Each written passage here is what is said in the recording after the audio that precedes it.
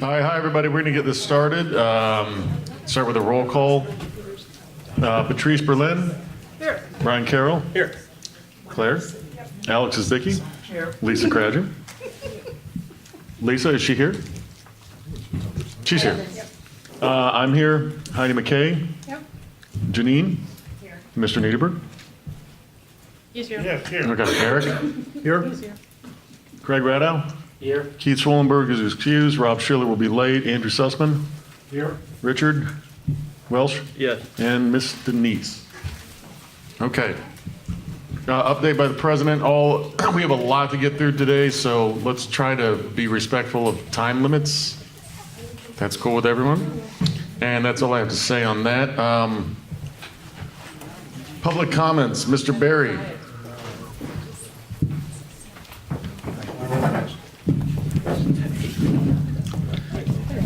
Jets have been taking off from the Burbank Airport for about 60 years now. And for the most part, they've always varied their takeoff routes, anywhere from Chandler and Magnolia south to Mulholland. And as I work in my yard and look up into the air on any given day, they are taking off in different patterns and not over the same neighborhood as the FAA has now proposed, which I think is idiotic. And to say also that they should all take off over the Ventura Freeway is also horrible, because we have people, Studio City has a border against the Ventura Freeway. There are even some streets with $2 million homes on those streets that were there before the freeway was even built. So to say that they all should take off over the Ventura Freeway is also terrible. That we need to continue what we're doing, varying the route. And if something needs to be changed in terms of heights and stuff, we can look at that. But we all need to share the wealth on this. The Burbank Airport is everybody's airport, and we need to share the wealth on the sound it produces. Thank you. Thank you, Barry. Big meeting tomorrow. Big meeting tomorrow for Burbank Airport. Yeah. Does everyone know that? You want to say, why don't you say something about that? I believe it is 6 p.m. at the Burbank Library. If someone wants exact details, or I've not heard about it. Buena Vista. 300 Buena Vista. Buena Vista. Oh, thank you. And we'll be discussing these waypoints, major issue. Okay, and with that, ladies and gentlemen, Bob Hertzberg. I'm just kidding, he's not here. I heard he said Tacoma. I thought he was about to walk in. I heard he's going to Tacoma. No, seriously. Tacoma? Tacoma. 5 minutes. Council before us. Do you want to pop in and take Jessica's? Jessica is out sick, but she has assured us, or she assured me today on the phone, that yes, Councilman Krikorian will be here next month. So 3 out of the 4 last meetings, Jessica hasn't been. Thank you. I'm filling in for Jessica right now. Well, I actually work for the state. My name is Vanessa Carr. For those who don't know me, I work for State Assembly Member Adrian Nazarian. I just wanted to give you guys a couple of updates. In regards to the Burbank Airport meeting, it is tomorrow night at the Buena Vista Library, and actually Councilmember Krikorian will be there. So he'll be there advocating on all your behalfs. He sent out a letter today to the Studio City residents about what he's planning on saying. If you would like information on that, happy to forward that on to you all. A small announcement from the Assembly member. Assembly member Adrian Nazarian was able to secure $150,000 for the Studio City River Greenway. And we're hosting a press conference on Monday. So if anyone would love to come, we would love to have you there. It's going to be at Laurel Grove Avenue in Ventura Court at 10 a.m. So on Monday, October 22nd. And it's next to the Studio City parking lot. So free 1 hour parking. It's only going to be an hour, but if you would all like to come, I'm happy to send those details as well. We would all love to have you there. We'll be presenting a nice large check to the council member as well. Him and the assembly member and the executive director of the Santa Monica Mountains Conservancy, will be presenting that to the council member, so we'd love to have you there. Also another Studio City event, we are hosting a coffee with your assembly member at the Studio City Branch Library on Tuesday next week at October 23rd.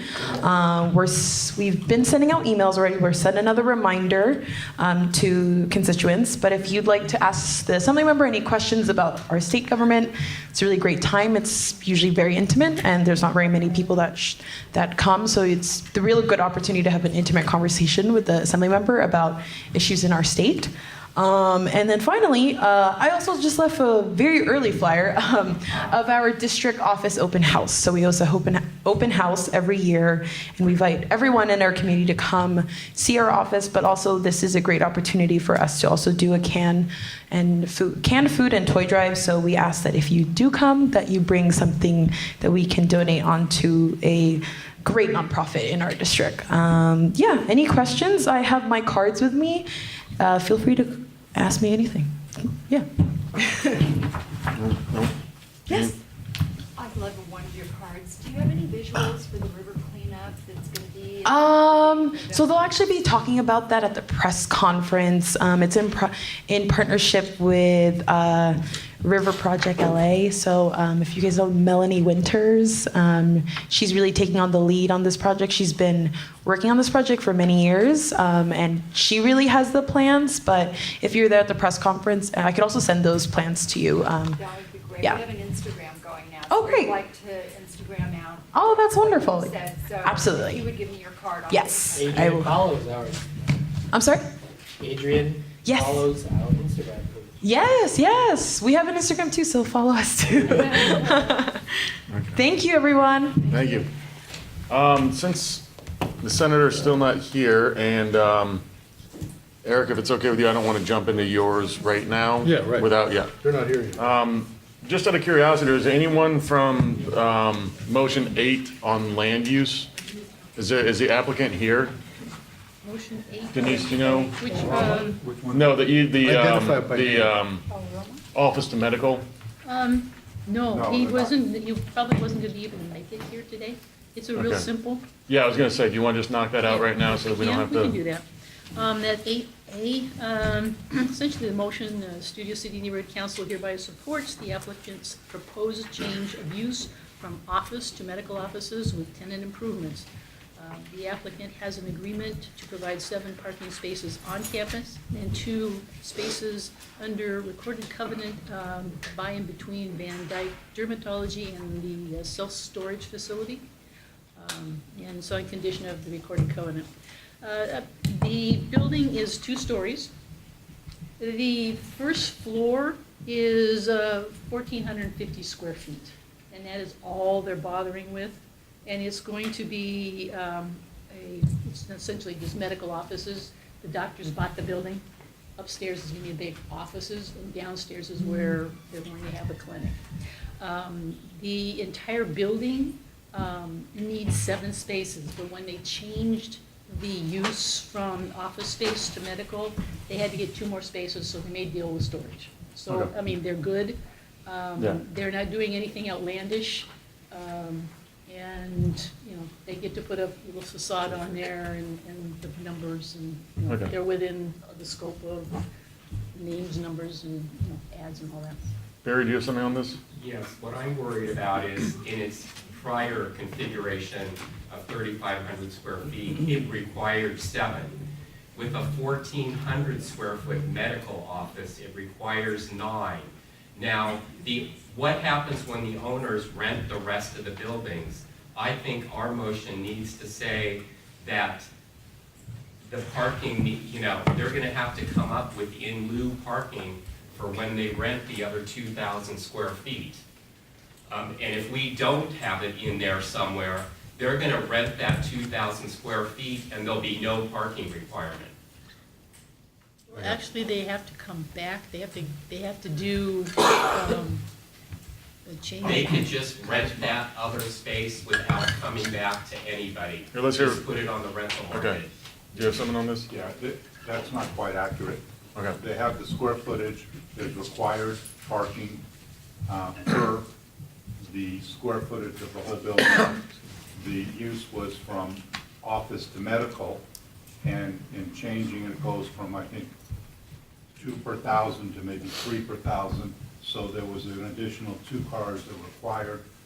They're providing that on-site and off-site, and that's the difference. So the other square footage is already taken care of. And if they then go to change it for additional medical or whatever, then they have to go through the change of use and the parking and everything like that. It'll be coming back to us, planning, zoning, building and safety, et cetera. Okay. Denise, why don't you read the motion and we'll Okay, vote on this? we'll go again. The Studio City Neighborhood Council hereby supports the applicant's proposed change of use from office to medical offices with tenant improvements. The applicant has an agreement to provide 7 parking spaces on campus and 2 spaces under recorded covenant by and between Van Dyke Dermatology and self-storage facility at 12345 Ventura Court, Studio City, California 91604. And this is conditioned on the recorded covenant, which I believe they should have by now. Okay, we're just gonna do a show of hands vote, because this isn't financial. All in favor of this? It's unanimous? Okay. Yep. Since we're still waiting on the senator, do we want to go on to 8B? I mean, may as well knock these out, you know what I Okay, mean? yeah, they're not hard. Motion B, let's see. The Studio City Neighborhood Council hereby supports the addition to a one-family residence, including a remodel of the residence and replacement of an existing swimming pool. Essentially, they're moving the swimming pool back farther and putting like a new room on the house. They're redoing the facade of the house. After seeing the before pictures and the pictures of the remodel, we believed it was going to look a whole lot better. Nobody in the neighborhood, has said boo I was gonna say, about it. that's the main question. Did Yeah, anyone show up in nobody says opposition? boo. Nobody. It's going to look really nice now. Okay. Barry, you're on this? Okay. So let's just do a show of hands. All in favor? Yep. Is Firefly coming? We're gonna Um, He was coming, he was going to try, he's in Orange County. Yeah. There's not much. This is something that they had this permit previously. And then it expired, right? Yeah, well, it expired because they changed accountants and A didn't say B, and so Yeah. it expired. So now they have to go all the way back through it. The music is not amplified, there is no amplification. I live right Essentially- above it, you never hear it. Yeah. Yeah. And I told the people across the river if they wanted to show up, and nobody bothered Yeah. to show up. So they've been doing this now for 14 years. Yeah. And they've never had a complaint. And she said, yes, they did have one. They had a wedding party, and they got rowdy. Barry, do you have something on this? Okay. Do you want to read the motion? We'll vote on it? Okay. The Studio City Neighborhood Council supports Firefly, AKA Ventura Colfax LLC, in the request of a cafe entertainment show permit. Mr. Kenneth Jones, owner of the restaurant's original cafe entertainment show permit, lapsed during a change in accounting firms. The company is currently pursuing the replacement permit. There will not be sound amplification of the music. They will continue to use only the restaurant's normal sound system that has been used for 14 years. Applicant agreed to post on the front of the building adjacent to the entrance, 24-hour availability, contact information for public complaint requests. Okay. We'll just do another show of hands on this. All in favor? Is Aroma showing up, or what are they? I feel bad. I think we got a They're couple, here. we got a couple of Roma Are those people. neighbors or Aroma? We're Aroma. Okay. You are Aroma. Yeah. Because I'm interested in if you guys, did everyone make peace on this? Is everyone good? As much as there will be. Okay, here, no, sit, if you don't mind sitting up here. This is, we're just gonna move right on to 8D, just get these knocked out while we're waiting for 8D. My name is Moira Shevlin. I'm the general manager of Aroma Coffee and Tea. This is Monica. She's the assistant general manager. Mark Densky is the owner. We sent you an email. I'm not sure if you got it regarding him not being here tonight. He'd love to be here. He was just out of the country. Oh, So yeah, yeah.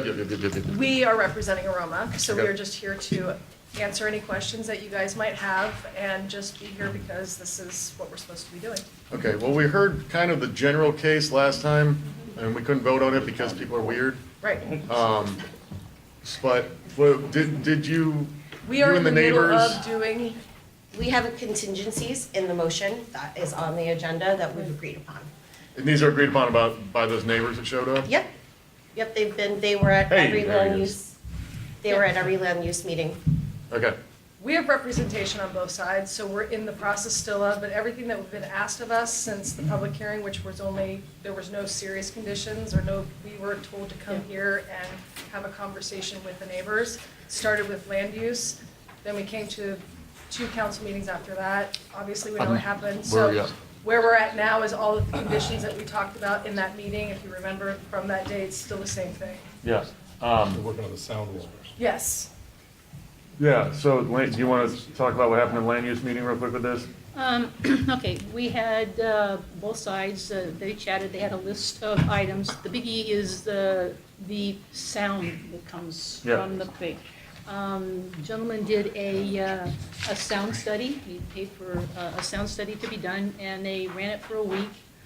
They know where the sound is coming from, and they're having a wall, getting a wall built with a little overhang to keep the sound from going to the neighbors, and that was a biggie. Then he was, talking about smoking signs being placed in the alleyway, and it's use monitored, and trash pickups, and Yeah. no bottles thrown out in the middle of the night to wake everybody up. They're gonna do it in the morning like everybody else. Yeah. And you're not gonna be able to walk down the alley to get into Aroma or leave Aroma and Okay. go walk in the alley. So basically, both sides are cool with the way it's written right now? Okay, so Barry, do you have anything? You're the only, Only that, from what I've discovered, two or more decades ago, when this establishment opened, there was never a change of use done on it, change of use permit, and my only concern is because that wasn't done, there were no parking requirements ever placed upon them. Thus, There are no parking requirements. all the people around are always complaining about the parking. okay. That's all. I think part of the problem is they're not the only restaurant in that block. Also, they live in the middle of the city, and it's Yeah, tough it's to first park in the come, middle of the first- first city. come, It's first true served. wherever you are. Yeah, and there is a parking lot down the road. Yep. The So, specific street that the neighbors live on, Backman, Yeah. has restricted parking, no parking at all after 6. yep. Cool. And we have no other public comments on this? Do you have anything? Denise, did the neighbors feel that this was resolved as a? My understanding is the I think- neighbors signed off on Yeah, this, on the way it's written here. They've kind of come to an agreement, so everybody, the biggie was the noise, and he's putting up like a 7-foot sound wall with a little overhang on it so the noise doesn't bounce out. And, so he's done the major part. It was smoking, noise, the sound of people, and the trash. Those were the We biggies. have trash All right. pickup twice a day, 10 o'clock, at 10 in the morning and 5 at night, from an Aroma employee. They wear an Aroma shirt, and they walk from Olive Tahunga, down Woodbridge, down Bachman, through the alley. And we have employees, and we do log it every day. And it is really important for us to keep the neighborhood clean, so there's a lot of great things that have happened because of this, so, Good. Well, yeah. we ready to just vote on this then? Okay, you want me to read it? Yep. Okay. Let's see, the Studio City Neighborhood Council supports the Aroma Cafe license application ZA-2018-2162-CUB. Proposed 2,437 square foot restaurant with 41 interior seats, 6,000 square foot covered patio with 151 seats for sale and dispensing beer and wine for on-site hours, 6 a.m. to 11 p.m. daily pursuant to LAMC Section 12.24-1W1, contingent upon the building of a 6 to 7 foot sound wall across the rear of the property with possible canopy to decrease the sound carried from the cafe, no smoking signs to be placed in the alleyway, and its use monitored, no trash or bottles deposited in dumpster in the evening, and access to or egress from property via the alley shall be barred after 8 p.m. Okay, that sounds pretty thorough and pretty well worked out, right? And we stand behind all of that. Cool. I hope you guys do. Let's just vote. All in favor? Yes. Awesome. And the great aroma is finally. Thank you very much. We'll see you for a beer. Thank you. I know Senator Hertzberg is here. Do you mind? We're just going to go through one more real quick and then we'll get to it. Yeah. Yeah, we'll just do AD and then we'll be done with land use. Okay. Okay, the Studio City Neighborhood Council supports the 3240 Iredale Lane application DIR-2018-4485 DRB-SPP, the building of 3 new accessory buildings and a funicular. This is also, nobody in the neighborhood cares. The general, you know, the architect put up story poles. You can't see them. So, okay. I drove by and I'm like, there's story poles here somewhere. Mr. Sussman? Yeah, no, there's no issue, Yeah. Yeah. it's not affected Mulholland or anything Yeah. like that. Okay, Barry, you want anything? George Clooney has a huge lot, so none of this stuff will even be seen from the street. Okay, so no one showed up in opposition. Yes, Mr. Niederberg? Just want to add the fact that there's these 3 accessory buildings, there's no separate driveway access. So they're not about to get rented out anytime soon. People Okay. aren't going to care this stuff, but on a funicular, I don't think so. Yeah. Okay. It'll be there, but Yeah, and if All right. I was a little kid, I'd love to live there. Yeah. They have a playhouse room now. I mean, Yeah. it's huge. With a They got sandbox a would be sandbox like out here. They can bury each other. Well, The kids- Yes, sir. And by the way, just everybody out there, remember, if you want to speak on any of these items, just fill out a comment card. They're right over there, and then we will definitely call on you on whatever thing you'd like to speak on. But yes, for now. yeah, we filled out a comment. Two questions. Hey, hold on. What is the purpose of these 3 additional buildings? Essentially, they're just, you know, if somebody comes over and needs to stay, they will have, one of the buildings will have like a center area and like 2 rooms. There's no, no eating area, whatever. And when the kids get older, they have somewhere for their friends to come and stay, and they can, you know, they can have play. This is the property that's right next to the dirt road that leads both from Mulholland and way back and eventually up to Mulholland. The dirt road, you know the dirt road? That's the property, is the property. Yeah, but so yes. And what is a funicular? It's like a little tram, you know, it's like Angel's Flight. But not as steep. All right, so let's go ahead and vote on this so we can, all in favor? That's unanimous. Even Rob Schiller, by the way, let's add Rob Schiller. Rob Schiller's here, ladies and gentlemen. Okay, so now without further ado, let's circle back to agenda item 5 and hear from Mr. Senator Hertzberg. Sorry, guys, I was Coima. Told you. Okay. It's the newspaper. Yeah. Yeah. I'm trying to make, you know, I think it's 27 neighborhood councils I represent, and I don't know if you get very many senators in these places. Huh? Are you sure you aren't in the Dodger game? No, not a Dodger Kinda game. like ended up with. We have it on tape. Not in the Dodger game, I promise you that. Thanks, everybody, I appreciate you making time. How much time would you like for me to, I want questions and answers, but just Yeah, kind I of mean, frame out a couple why don't things. you give us just like a short update on what you guys are doing, and really let's try to just get questions from Yeah, that's what I people. want, that's what I'm You want interested to in. move it so he addresses. That's what, honestly, I think it's better to, if you'd like to speak to them instead of us. Okay. Yeah. You need You wanna- this mic and camera stuff? You can pick, you want to just pick up the mic and Okay. do your thing? Do my thing. Yeah. You gotta sing a little, dance a little, seltzer down your pants a little. What's that, Mary Tyler Moore? You know? Chuckles the Clown, anybody remember that? Come on, we're in Studio City, this is the place, Mary Tyler Moore's. Come on. Yeah, I know. Yeah. So a couple things, just basic, really important thing that I think is, it's boring but important.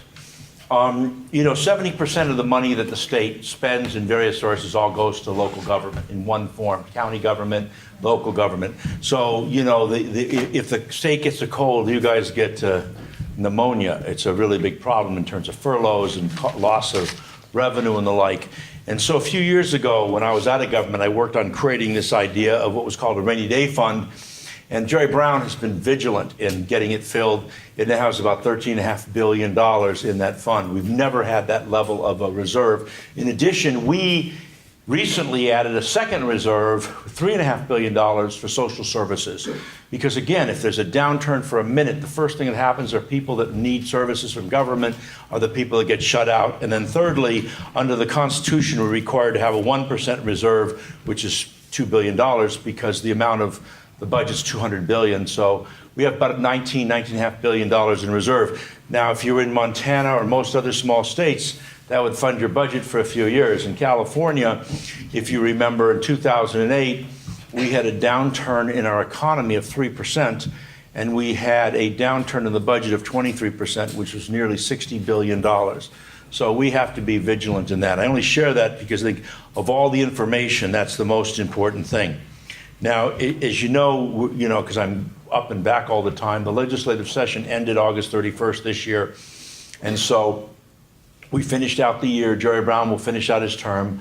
I'm assuming Gavin will win, but I've been in politics long enough to know Vay's Mir. I don't know, whatever happens, you don't know what's going to happen, but I think he will.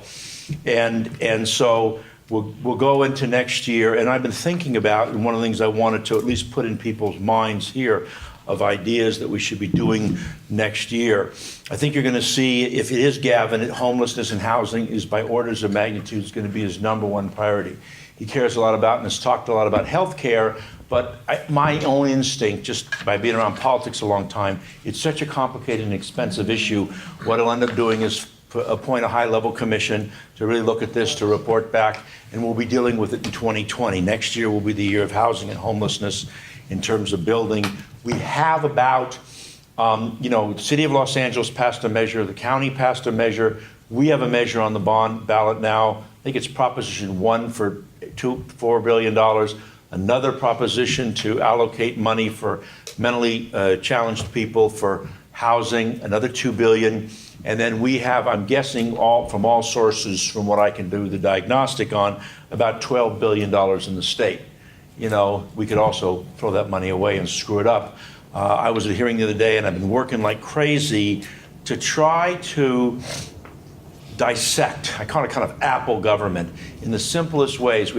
I went and looked at this stuff. We have 76 programs dealing with housing and homelessness in California, and they all got fancy names. And I'm literally, with my team and my interns and myself, break it all down. What are the programs? What do they do? How effective have they been in terms of use of money? What are the missing pieces in that regard? How do we, if we're asking communities to access money, how do I give you clear roadmaps to access the money? I can't tell you, I've been around government since I've been a kid, for 45 years, and it is so frustrating. You need a double PhD to figure out government. And I want, if in the next 4 years, to use as much of my time and energy in every level of government, city, county, state, special district, whatever it is, try to sit down and simplify processes to make stuff available to me, and so I can then give it to the community. I think it's really, really important. And in the housing homeless area, what I'm going to do next year, one of the areas that's clearly sounds like it's not a big deal, but it is, about 25% of the people who are homeless have pets. And a lot of these people will feed their pets before they feed themselves. And a lot of people don't go into these shelters because they won't take their pets. So I'm going to mandate that 25%, hopefully if I get people to vote for it, 25% of all the homeless shelters have to have room for pets, right? Because it doesn't make any sense. It's just one of these very human things. It's small, it's not gigantic, but I think it's very human, as I suggest. Next year, the other couple of things I want to just quickly brief and then answer questions. January 17th is 25 years after Northridge. 25 years already. And that thing was pretty devastating. We just had an earthquake today somewhere. It was in the Inland Empire, 3.5 or something like that. We're going to have another earthquake. It's going to happen. Period, period, period. When it is, what it looks like, we don't know. So what I'm trying to do is, we've got this Bolt Your Home program where we've done grants for 6,000 homes. Great, in the state of California, 6,000 homes. That's not even the, Studio City in terms of how many homes there are. So I'm going to put a huge program together for grants to be able to get as many homes as quickly as possible bolted. You know why? Because quite frankly, the damage as a result of not having your house bolted is dramatically more significant. So I want to do something in that regard in addition to the homeless piece. I'm working on a ton of other areas in the law for next year to think things through. I've got a couple of other ideas I can talk to you about if you're interested. I want to work on capturing stormwater. If this Measure W passes, I don't know if it passes or not. What frustrates me about Measure W for a number of things is it doesn't mandate that we clean up the water and reuse it. Snowpack is lessening. Our pressure on the Colorado River is lessening. We've got to be sustainable to use of water. And in that regard, I had introduced this bill a few years ago, but I'm going to introduce it in a more serious manner, making it illegal to put water in the ocean. We should take that water, there's as much water the whole city of Los Angeles uses, we put in the ocean. If we already have to clean it up, if we can just build the pipes, we've already identified every place we can put it into the ground to recharge the groundwater. It percolates to the earth, and then you stick a straw in the ground and you pump it out like we've been doing throughout history. And so I really want to make, in the water world, I'm chairman of the Natural Resources and Water Committee, to make LA sustainable as much as we can make it sustainable. And rather than just, being under the pressure of the state and federal government to clean it up and toss it in the ocean. It's the wrong thing to do. So with that, I've got a ton of other zillion ideas, but I most importantly want to give the time to everybody here. We've got some people who can take some notes, and I want to listen and get your insights and ideas. Why don't we start with Catherine, because you filled out a card, actually. Would you like to ask a question? Catherine Cato? Yes. Yep. I would like Hi. to ask you about your bill about conservatorships. Yeah. And it's very confusing to me because there's different levels here in Los Angeles County. And you have your Senate bill, right, on conservatorships. Yeah. And I'm very confused if you can straighten me out what it all means. And why it is so difficult to get a conservatorship for somebody who's on the streets, who has some severe mental illness, but yet cannot get help, because he has to be called into. Are you talking about the bill that I co-authored with Henry Stern? Or are you talking about something else? Because I did a small bill on conservatorship that was a mistake in the law that the state bar asked me to fix, and the legislative council asked me to fix that I carried. And then there was another one dealing with conservatorships that Henry Stern did and Scott Wiener did it. Which one are you talking about? Which one of the conservatorship bills? Yeah. Are you talking about 5150 holds and things like that? Is that your point? Well, people, they're held up to, they go to the system and they're held, for a longer and longer period, up to 8 times. They have to go to 8 times before they can go, someone can ask for it. But the bill that we did with Henry was about that issue, that in essence allowed you not to go so many times and gave the ability to get a conservatorship. It made it easier because, especially with homeless people and some of the other challenges that law enforcement was facing, that we put that in exactly for the reason that you suggest. That was our objective. Okay, so how many times do you? I honestly, as I'm sitting here now, I have to, if you give me your stuff, I can't, as I'm sitting here now, I just can't remember, and the blurry of stuff, I just don't remember what the time hold was, but I know that we made it easier so that where people who were on the street, we could get a conservatorship, because law enforcement was having a problem in that regard. People were having trouble going through getting through the Yeah, process. yeah. What is the process? A conservatorship?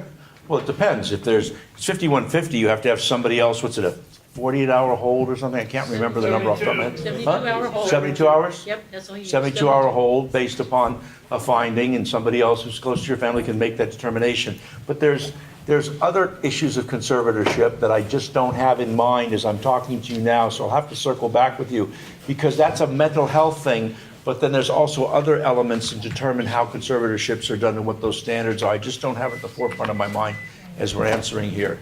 But Mark, who's sitting right behind you, will give you his card, get your information, and I'll do a little homework and remember what the heck I did, because I can't. Hey, Barry?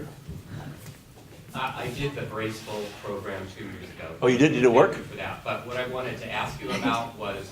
How much money did you get? 4,000? 3,000. 3,000? But it's not tax, you pay income tax, federal income tax on it, but still it's good. Were you able to do your whole house with it? Yeah.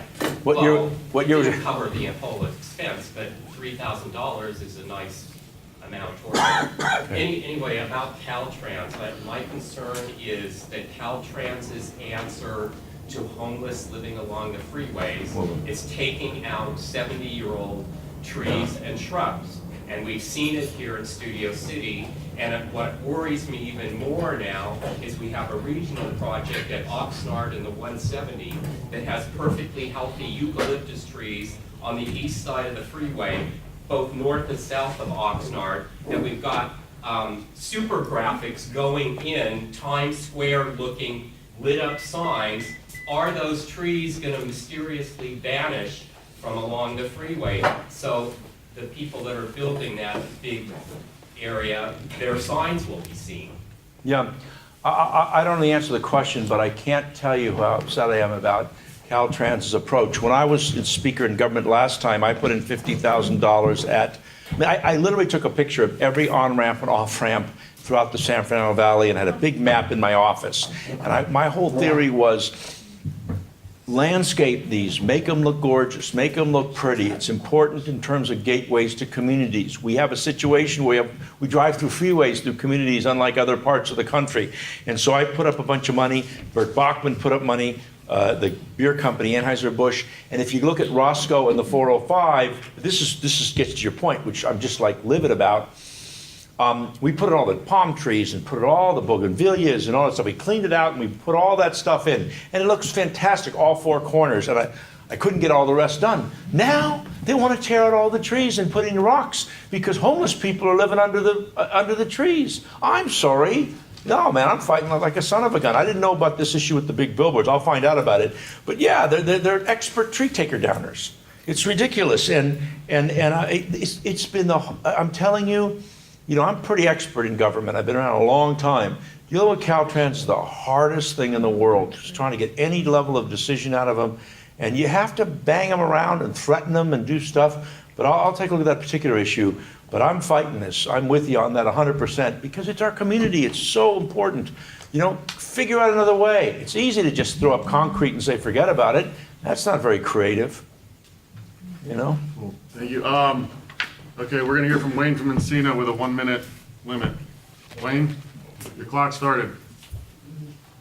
Start the clock early? No, from your seat. From your seat. Oh, I thought you were gonna go here. Okay, good. So, all right. Okay, so more of a question. When you pay your property taxes to the county, you use a credit card, they charge you 2.25% service fee. Okay. Would you sponsor a bill to eliminate those fees and let people pay it without incurring those charges? Well, before I answer that question, can I tell you something? We just did a bill. Do you know that in the cannabis business, because I was doing cannabis bank, and you pay with cash to the state, they charge you 10% to take your cash because it's hard to count and to pay for the security and all that kind of stuff. I don't know if I do a bill on that, to be honest with you. I'll take, because what they're doing is they're passing on the cost that the credit card companies charge you and how that works so that they net the equal amount of money. I'll take a look at it, but honestly, I'm not suggesting it's not a gigantic issue, but I'm working on social justice issues, and I'm working on just huge. I just did privacy, and I just these gigantic things that I'm putting my time into. And what's going to happen is, be very candid with you, and I'll move on. That just gets a big, huge fight with the county, and I'm already in a fight with the county because I fought for the new orange line across the top of the valley, and I had to fight with them on this and fight with them on that. And so the truth is, these things are manifested themselves in different ways, and I want to pick my spots. So I'll look at it, but that's why they do it, because they get charged. They're just passing through the costs. Just don't be in the cannabis business. We have corrected that law, so that you can't charge you for paying with cash. So pay your tax bill with cash. Thank you. Mark Rubin? Mark Rubin? Yeah. Hey, man. I'm not an expert at this at all, but you had a great in the press about, I believe you were the author of Assembly Bill 10. Yes, sir. Which was signed into law Yeah. recently. We have a huge problem, particularly all over, but particularly here in Studio City, in relationship to Prop 47 and Prop 57. Correct. Is essentially people who are criminals or 10 forged criminal behavior. Right. I fully understand that there's very little of feedback for their crimes. It seems that, again, I don't understand the ins and outs of the thing, but it seems I'll explain it. it seems that this is, once again, removes any kind of concern for committing a crime. I understand from what I've read that it was felt that this was socially unjust, that this penalized poor people more than rich people. My question is, could that not have been fixed? Shouldn't bail be set proportional to a person's Income. meetings? Yeah. Rather than the supporting of government? So here's what's being asked. I did a bill on bail reform. And let me give it the simplest and fastest explanation possible. The current bail system, as it exists, doesn't work. There's an intuitive sense that if you have bail, you'll keep people in jail and reduce crime. That's not true.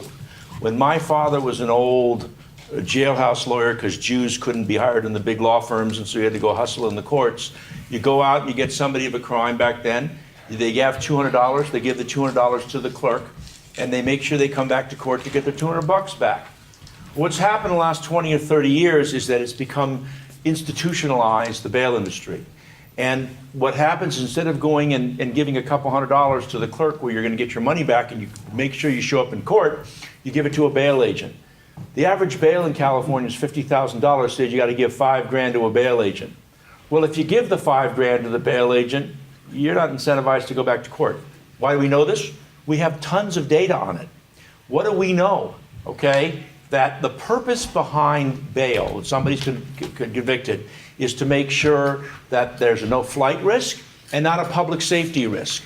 If you give a check to $5,000 to a bail agent, what's happening is you get that, you're out because you wrote a check for $5,000, right?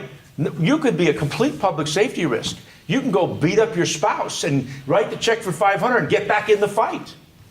What we've done now is we've made the system work.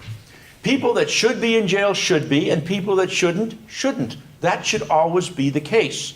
Because the current law, we're 50% of the bail industry across the country because it's been so rich. There's companies, and so as a consequence, you've got poor people who don't have any money to get out. Their liberty is determined by the size of their wallet. But you don't even have to go to that argument. If you're just thinking about the issue of public safety and saying, oh my God, you're letting everybody out. No. Under our new rules, under SB 10 that was signed by the governor, what happens? You go before a judge. A judge looks at you as a person, not as a price list, and says, are you a flight risk? Are you a public safety risk? They look to your factors. And if they can determine that you are, they keep you in. If they're not, they can let you out. And when they let you out, here's the big difference. They can give you an ankle monitor. They can make you call in every day. They can text you every day. And what is that happens? Under the current bail system, what happens is not everybody comes back to court. The numbers are dramatically higher of people who come back to court who are monitored through a pretrial system through courts, as opposed to people who just write a check and are gone. Second, the recidivism rate is down.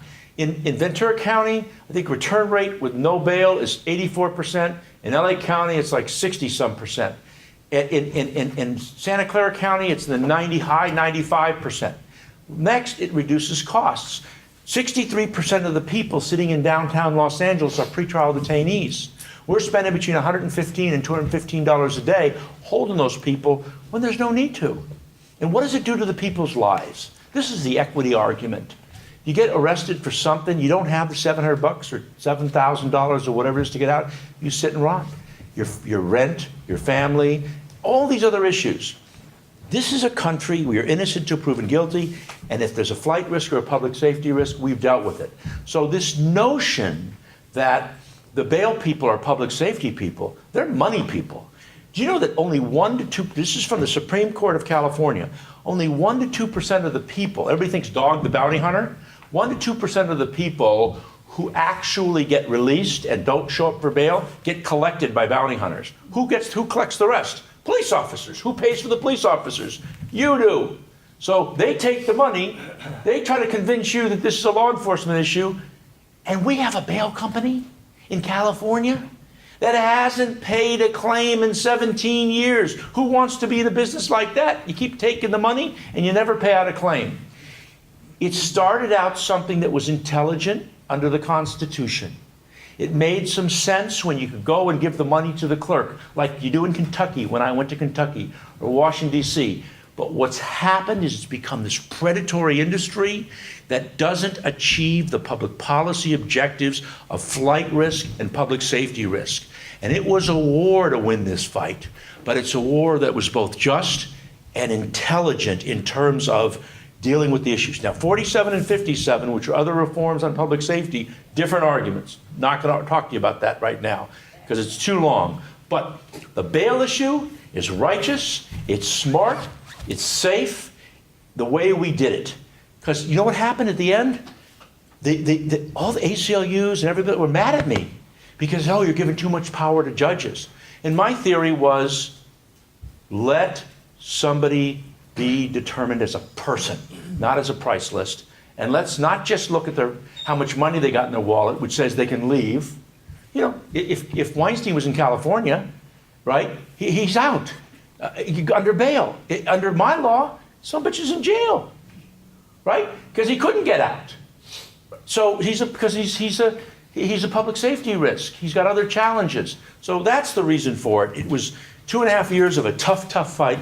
It was the right thing to do at every level, although it's easy from a counterintuitive sense, oh God, there's no bail, you're letting everybody out. Well, what they're saying is, they're not saying what's replacing it. What's replacing it is a very strict judicial system where judges will review each individual person and determine whether they're not just a flight risk, but a public safety risk, none of which is determined under today's law before SB 10. Sorry for the long answer. No, that's it's good. been a big war. I hear you. You've got strong feelings on this one. Yes, in the back there. Hi. I got a twofold question. First, a suggestion for perhaps a bill that meets your objectives on the water side. Yeah.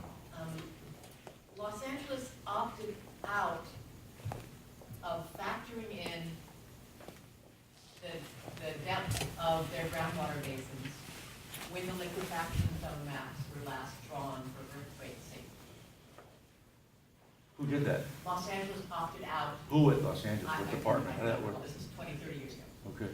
So when the last liquefaction zone maps were drawn, the state architects, jurisdictions were given the option to provide the extra information on how healthy is your groundwater basin, because that's a factor in liquefaction. Right.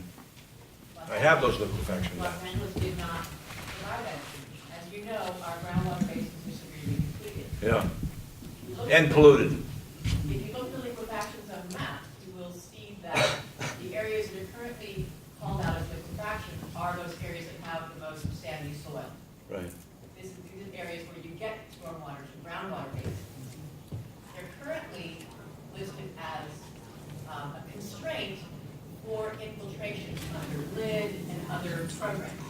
So we're currently constrained from doing the exact thing that we should be doing in the places we should be doing them most easily by this map. I've shared this information with other agencies, everybody agrees. It comes down to who's going to pay for that update for us. It's a critical and not very expensive thing that needs to be done at the state level to support better planning for water projects in Los Angeles, and I'm hoping you'll take a look at it. Yeah, I like the idea. Well, I would do, it always happens, you guys, between governments. You know, you guys all look at politicians, and there's so much competition between everybody. Oh, we're the best form of government. Oh, we do the best. Blah, blah, blah, blah, blah. And at the state level, what always happens, people say, oh, you're giving me a mandate, you got to pay for it, right? So the way we fix it, I am interested in that. Write that down. Because it's a great idea. What I would do to avoid it to be a mandate is I'd fine them for failure to do it, flip it around on them. That's just unreasonable, especially in the valley on liquefaction. It's so critical. It's so long in Yeah, get me that, get Mark that stuff. I really like this idea. I figured you would. No, it's great. It's great. But I wanted to follow up on what you were saying about your objectives with that. How do you see, with the latest IPCC report and the governor's executive order on being carbon neutral by 2045, are you thinking about legislation? Are you thinking about how that affects projects and programs moving forward? And is anybody looking at developing a No, not really. Here's kind of what happened in the real world. I'll give you guys the quick top line of the politics from my view. Look, everybody wants to do the, oh, I'm 50%, I'm 80%, I'm 100%, and they all sound good in PR. But the architecture of actually figuring out how to deal with sustainability and electricity and water and all of those issues is very difficult. And so we've kind of, everybody talks about SB 100, it's 100% standard. It's not 100%, it's 60%. It's aspirational to the rest, but it made for a good press release, right? We see these things all along, and what's been happening in this kind of larger world is rubber is meeting the road. And so we've kind of got past all the press release politics, and which is what I like, because this is the meat and potato stuff that I like to work on, to try to really make this stuff work. Listen to this.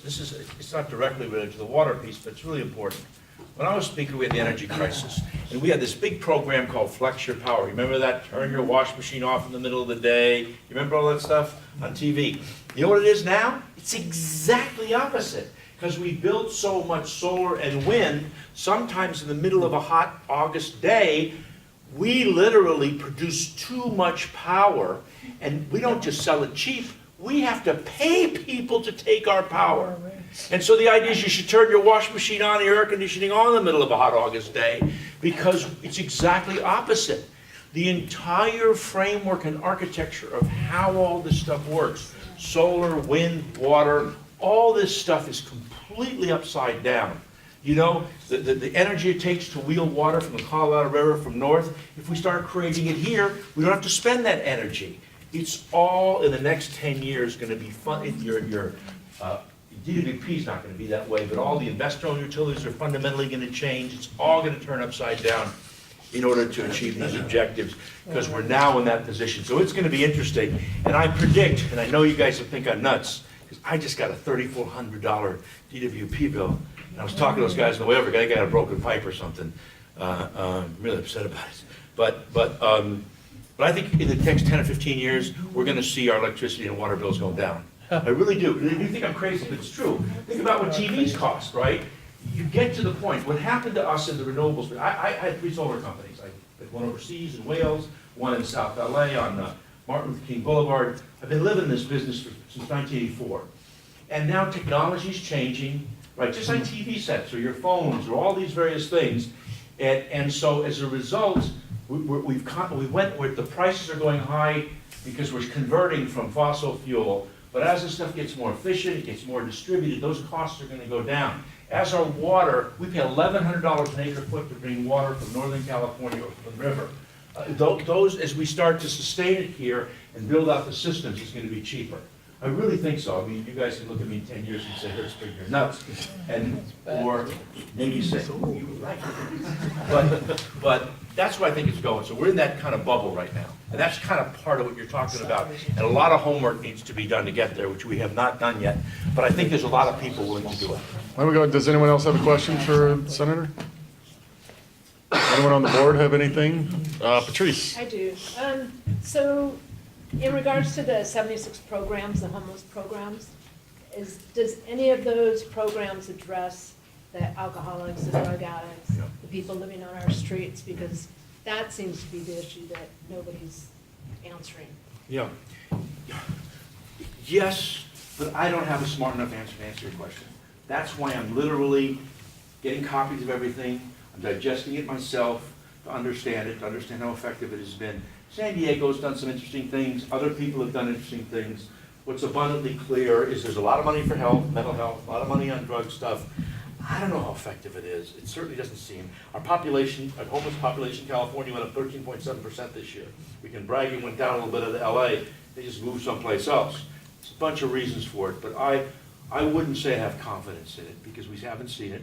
And I think we really got to do a deep dive on it. And I know we've had a lot of conversations. I've heard testimony about this stuff, but honestly I don't believe any of it because I don't see it. So I'm literally going through every one of these things myself, trying to figure out what they really mean, figure out what they cost, and just take my entrepreneurial approach to life, which is what I've done in business and in my life and everything that I do, and to try to break it down, A, so people can understand it, B, we can find the holes of what works and what doesn't work. and C, help everybody else understand it. So I can come here and hand you stuff that's really simple to understand. But I don't think most people know we have 76 programs. I counted them and looked at them for the start of the inventory. So And not one of them addresses. no, there are some that address it. There's mental health stuff that address it. There's drug programs that address it. I just don't. But I mean getting the people off the streets. Yeah, no, there's a bunch of stuff that does that, but I don't know how effective it is. And city has stuff, and the county has stuff through HH and HHH and all those various things that they did. But I gotta drill into it, so I'm short enough to answer your question, because I don't feel learned enough beyond just political platitudes, and I'm not gonna do that. You know? Yes. Yeah, Senator Hertzberg, AB 900 was, What was years, that? that was for jails down in the county. They were gonna provide certain money to put up, there's a facility that's being planned and has been planned for. You mean downtown? It's actually gonna be Mira Loma out in Lancaster. It's gonna be a women's detention facility. And the reason why I'm bringing it up is subsequent to that planning in 2014, there's been a lot of public health concern about valley fever rising in all over California, obviously, but in particular in that area. And the plan is a little defective, but would the governor and the state be amenable to the county using that money, you know, in a better location where there's not a vulnerability to the population that will be detained there? Because valley fever, for the record, is it's bad for women, pregnant women, Filipino-American women, African-American. So it's not a great population to have being deported there sort of without, you know, involuntarily. Do you have any study that helps me understand? Yeah, I'll send you the California Public Health Study. Can you, yeah, because I want to read it, and I'll talk to, Yeah. I'll talk to the administration about it. I just don't know the answer to that question. Sure, I'll send it along, but I appreciate Yeah. it because it's a concern. Because incarcerating women is only, like with the bail thing, when they're dangerous, because otherwise it destroys families. So that's fine. Thank I you. know that. I did a bill on that a long time ago, 20 years ago. So you were just talking about energy prices dropping, and the consumer comparison is good because they have competition to be able to drive down the prices, but is there any sort of incentive program to make these energy companies compete to allow them to drop the prices? Well, Or here's do they the just issue. stay as like a Well, utility? Yes and no. I mean, I just did a bill that was very controversial called direct access. You heard of direct access before? No. Okay. Basically, what happens is Google owns Altamont Pass. You know, up in Northern California, they got all those turbines up there. Under the current law, they only use about 60% of that energy. They can't sell it. Safeway wants to buy it. Somebody else wants to buy it, and they'll sell it to them cheap because it's free. It's extra money. It's like free money to them. And I changed the law to allow that to happen, which helps reduce energy costs. But you've got this balance. Here's the balance. We grant a monopoly in government to energy companies because we want to make sure that we have the lights go on, right? And so we give them a monopoly. We then say, okay, submit all your bills to the Public Utilities Commission. We'll approve them if you want a rate increase. So what's going to happen, I think, this is where we're going to go. Utility companies are going to end up producing about 20% of their own power because they've got to have a base load in case something else goes out to keep the lights on for everybody. It's just too important to society. But the competition is going to be in all these new technologies, in hydrogen, in all the new kinds of solar. My solar company was an energy harvesting company, recycled light. I could make power off of this, where if you had a solar cell, silicon solar cell in here, it's a piece of glass, right? Because I was trying to harvest indoor energy and power cell phones and stuff like that. All that technology is going to drop the price, and those will be throughput service providers to everybody through the utilities, including the Department of Water and Power, which uses what's called the Southern California Power Authority. You familiar with that? Yeah. So, yeah, I think that's what's going to happen. That's why the prices are going to drop. But it's still all funneling through That's right. the monopoly. Yeah. That's right. That's There's no That's right. incentive. It's going to funnel There's no- through. Because right. they own the pipes right from coal. But if they get the cheap, I don't mean to debate it, but it's like, if they're getting the cheap energy, can they just keep the prices the way they are and? We regulate them.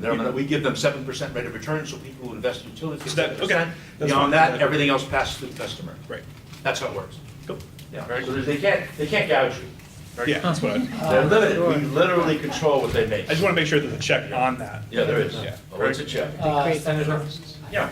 I just wanted to see if you have any friends at the FAA, because I don't know if you've heard. Yeah, I know all about it. I Believe me. mean, I get it Studio too. City is under attack from the airplanes Burbank. This Burbank is and Van Nuys. Under attack. under attack from Burbank Airport. You heard, as you were speaking, you heard two planes, how loud they I were. know, I almost jumped under the table. Yeah. Well, I just met with them the other day, and no, I don't have any real connections. It's like, it's almost as bad as Caltrans. You know, because they got their own world and they control all their own money and all that kind of stuff, but I'm hammering them pretty hard. I understand the issue. I represent the community. I'm trying to echo that voice from the Senate offices. I can't leverage them at a federal level because, you know, the federal government ain't our friend so much lately in the near term. They don't like California very much. Hopefully that doesn't last much longer, but it's hard. You know, and Burbank Airport, you know, they're trying to build a new facility and blah, blah, blah, blah, blah, but I'm on it. There's a major meeting tomorrow night. I know that, I heard about that, yeah. If you'd like to attend. Yeah, I know. I'm going to something else tomorrow, I know what it is. But I know about the meeting. I don't have somebody there to report. What's your name? Hey, hey, how are you? Good to see you. Two things. First of all, we talked about, you know, the local authorities here blame Sacramento for our increase in spike in crime, vagrancy, et cetera, et cetera. So you're the guy. Right. I'm gonna speak macroly, so I don't wanna get into details, but really, things in the last 5 years have gone down the toilet here. The reality is that you're the guy at the helm, and you're a nice guy. You're a really nice person. It just seems like when we come here and we listen to someone who comes here and says, you know, tomorrow it's gonna be, it's like a guy who just cheated on his wife and he's coming back to tell her how great things are gonna be tomorrow. But I'm not, this isn't directed, not directed at you, of course, but it's like the same, it's like the feeling. I have a wife, but still. I understand, but my point is that, you know, it's hard to keep believing when all my barometer is, you know what? 5 years ago, things were better than they are now. Now they're in the crapper. So you're the guy, please, if you're gonna do something, when we speak again in a couple of years, when you're running again, we're gonna talk about this night. I don't want, I come every time. I know you do. The senator should come to this meeting in the last 20 You put on, no, I come all the time. Senator, you actually, you're a guy who is very likable, and I'm just letting you know that. So the proof's in the pudding. Now, getting back to the DWP, when you're talking about their profits are controlled, and this is just as an econ major, they create the profit margin through their cost of employee salaries, et cetera, et cetera. So if you're in the black, who's to say that they're not going to soak that in with other perks and other salary increases to maintain that 7% return? So let's talk real here, everybody. We're not going to see a reduction in our DWP anytime soon because it just gets soaked up by by the monopoly. That's the whole point. Let me tell you, I apologize, I wasn't clear enough. There's 3 investor-owned utilities that are controlled by the Public Utilities Commission. They got like 1,000 people that scrub every nickel. We literally had this big fight over the fires about what they could and couldn't include in what they get recovered. I'm telling you, it's a pretty tight stand. DWP is different. DWP is a municipal-owned utility. When I was interested in city government, I had a plan that said, because there's about, I think back then, I know what it is now, about $300 million of ratepayer money, meaning profits, right, that could go to reduce your bill, is transferred to the city of Los Angeles. Yeah. That's the way it is. I wanted to stop the transfer, because I didn't think it was right for ratepayers to subsidize taxpayers. The general fund, But of there's course. so much pressure on the city budget, you know. Now, I had done a deal with Schwartz and Schnitzel, where I thought the state, we were gonna get about 600 million, we got 725. So the point was, I thought I was gonna stop the transfer and use that extra money, not to give it back to you, to be very honest with you. I wanted to build a green infrastructure. I wanted to securitize that revenue stream and build a green infrastructure that convert from fossil fuel to green. That's what I was gonna do, but I was gonna spend it at the DWP. So my point about rates doesn't apply to DWP because it's a political entity. Okay, so it doesn't apply to us. As opposed to the investor-owned stock market. Of course, of course. So my last point is that I've got friends. So your that- GWP bill probably won't go down. Oh, It might, thanks. but if you live in Edison, So you're Central, officially or retracting. PTD territory, you're home free. No joke. The final point is that just so how pathetic things are right now is that, you know, I've got friends that live in the most expensive part of Orange County, right on the coast there, and their power bills are about a third of ours. A third. What's that? And their insurance rates are about 3/4 of our, meaning just their whole way of able to live in literally the most expensive real estate outside of Manhattan per square foot is why are we being, you know, just completely pillaged like this? It's not fair. So you're in Sacramento, sir, please trickle down, help us, because right now we're in a S storm. Please. So that's all I want to say. Thank you. Let's move on, Andrew. Okay, I don't know if you, what role you had in it, but I want to compliment the state on the job they did with the ADUs, accessory dwelling units. And, yeah, and along those lines, I would like to see the state come up with something to help the gray water system. As it is now, I mean, as an example, the ADUs put pressure on all the different municipalities, either to get in line or not, but it has really been successful. But to get a gray water system into a use is impossible.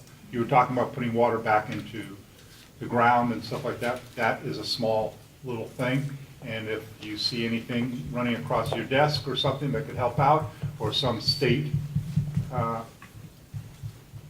motion, that would be great. Accessory dwelling units are granny flats. I'm a big believer in those. I think they're fantastic in a number of ways. I know not everybody agrees with it, but I think getting people housing is the fastest, easiest way. You can make a couple extra bucks. And there were efforts afoot to charge people additional taxes and all kinds of stuff, which we killed on that. The gray water system, huh? Should exempt it from rent control, make people more constituent. That's true. Yeah, well, I did that, but you can't. Well, we'll see, that's coming up with the. Yeah, but can I just say something on the gray water system? That's why I'm frustrated about Measure W. Because Measure W is focused, cities are going crazy because they're worried about the federal and state fines they're gonna get for, you know, the dirty water that comes off in the streets and goes out to the ocean and pollutes the ocean. And we're really worried about polluting the ocean. Fair call. My judgment is I wanna cap it, and we have to clean it up before it goes to the ocean. My job was I want to capture it in advance, and I want to spend every dollar. Treat people know visit the cisterns, there's all sorts of plans. And I wanted that money, if you're going to tax people, every dollar should be used to capture, whether it's gray water systems, recycled systems, stormwater capture. We've got this big problem, snowpack is lessening, all of these other issues. Let's capture the water and make that our single biggest priority, which is what we're not doing. You want to know how that all started? There was a little thing put in the code that says water is to be transmitted to the street in a non-erosive manner. That changed the whole system. When you go around the valley, for many, many years ago, the homes did not have gutters. I don't have gutters in mine.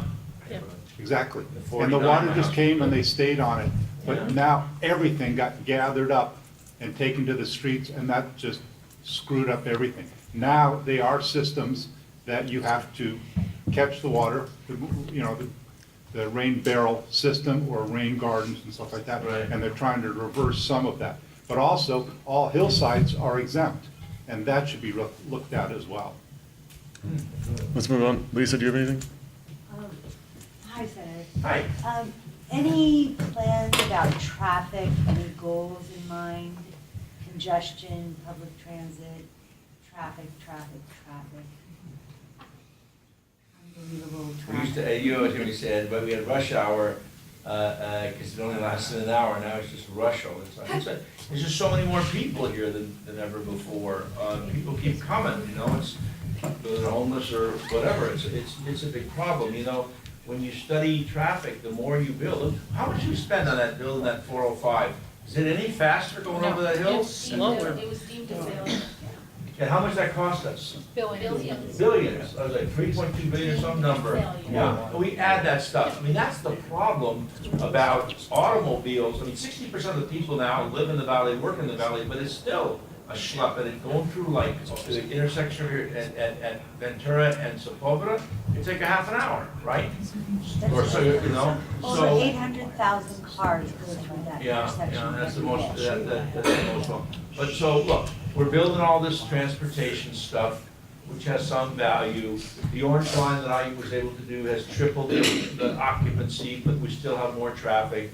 We're putting the 200,000 weekly occupancy, single trips to Northridge, we're putting in that new system to help there.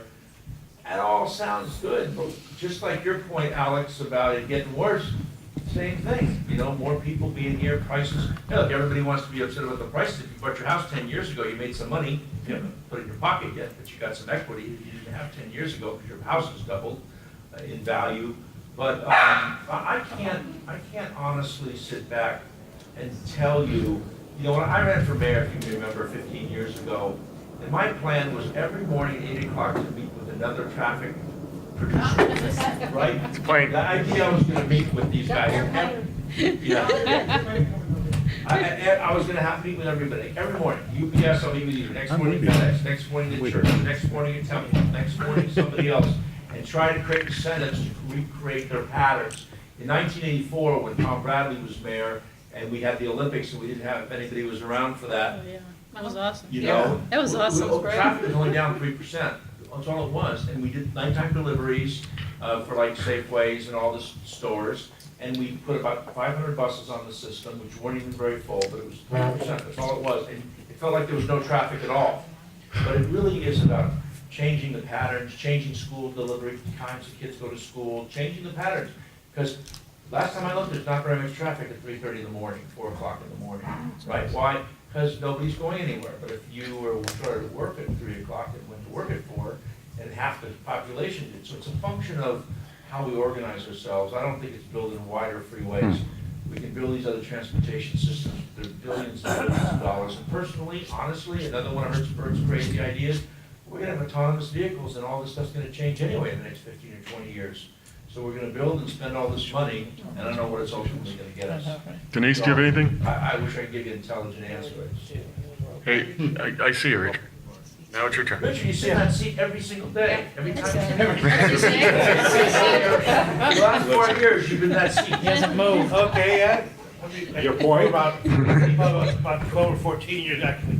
Anyway, my question is this, Mr. Hipberg, is that I hear a lot of stuff in the papers about putting a split roll. Will this cause people or jobs or industries or warehouses to move out of state if they're gonna have the increased property taxes? Is it enough, or you think it's not gonna really be not gonna make a difference? It's gonna be a problem. It's gonna be a problem. It's gonna be a problem. Look, here's the deal. I just interviewed the LA Times today, there's a story about this, I was interviewed, they put this stuff in there. You know, I've been trying to do tax reform now for 8 years, okay? I'm trying to figure out how to create a tax system that works. I haven't supported the split roll, why? Because in the last 5 years, the average, I don't have any real estate people in the room, but the requirements of businesses are down by 25%. I talked to a friend of mine who's the CEO of a big bank, he's reducing his real estate requirements by 40%. People are working out of their homes, they're, you know, it's a whole different environment. So the idea, to me, it's talk about, you know, getting in a fight with your ex-wife, it's an old argument. It's yesterday's news. I don't think it produces very much money, and I don't think it's the wave of the future. 82% of California services, let's reduce income tax, increase service tax that's not in a progressive manner that doesn't adversely affect people at the bottom, and create a system where about 30% of the taxes will come from out-of-state people who want to come and do business, like a hotel tax. But I don't think that's the way of the future, and I think it's going to cause some problems, and I'm not big on it at all. And it's big. It doesn't raise much money, it all just raises heartache. And everybody screams Prop 13 and gets everybody spilkus, they get nervous and go crazy, you know? And yet, it doesn't solve the problem. So I'm a practical, I want to solve the problem. If I thought it solved the problem, I'd have a different point of view, but I just don't think, I think it's yesterday's news. And people like to talk about it, but it's qualified for the ballot yesterday, you know. So it's going to be on the ballot in November 2020. This split roll property tax, which basically says that, there's a cap, since Prop 13, there's a cap on residential, and it's not based upon inflation, it's a certain cap based upon a certain number, your 1% plus these inflation adjusters, plus the add-ons from all these bonds that we pass. But the split roll is if you run a business, right? And if you have that business, they're gonna tax the business at the fair market value of the building, not at the cap that it was in 1978. And the challenge with that, of course, is that everybody who owns a business and signed a lease knows that they're pass-through leases, they're triple net leases, and so no landlord's gonna pay the bill. It's all gonna go to little businesses. So I don't think it passes. I think it hurts, 78% of the businesses in California are 10 employees or less. And I don't think it's the way of the future. I don't think that solves the problem. Taxes are crappy to deal with. And I've been dealing with them. And only willing to deal with them in a way that, that is smart and forward-thinking and futuristic. And that is not the case. The split roll. Thank you. Thank you, Senator. Great, guys. Yeah.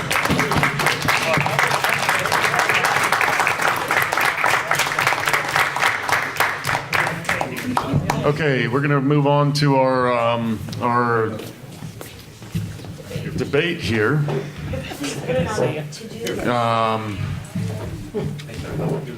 Mr. President. Hey. Stand by.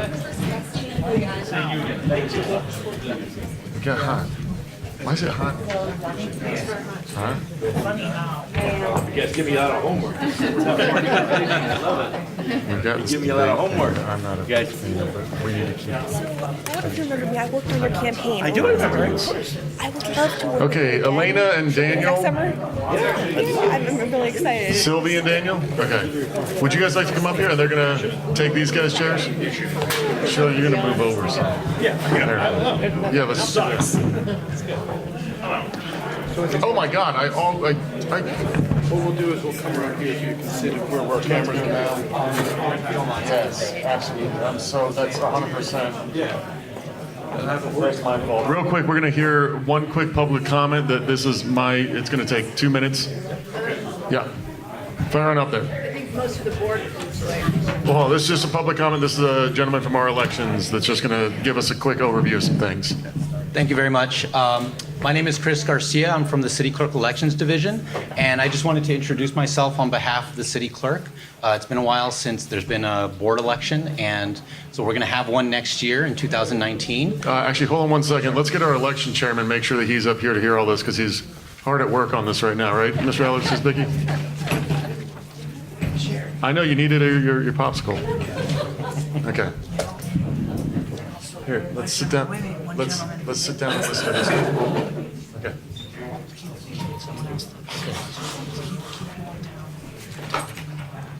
Okay. All right. That's mostly you. No. Yeah. Okay. Sorry about that. No, it's okay. I'm sorry. And so we're going to be getting our election season off and rolling. We, at the City Clerk, were previously involved in just candidate filing and then eventually tallying the results. This year, we're going to be overseeing all election operations, including the operations at the polling place. Studio City will not have online voting this year.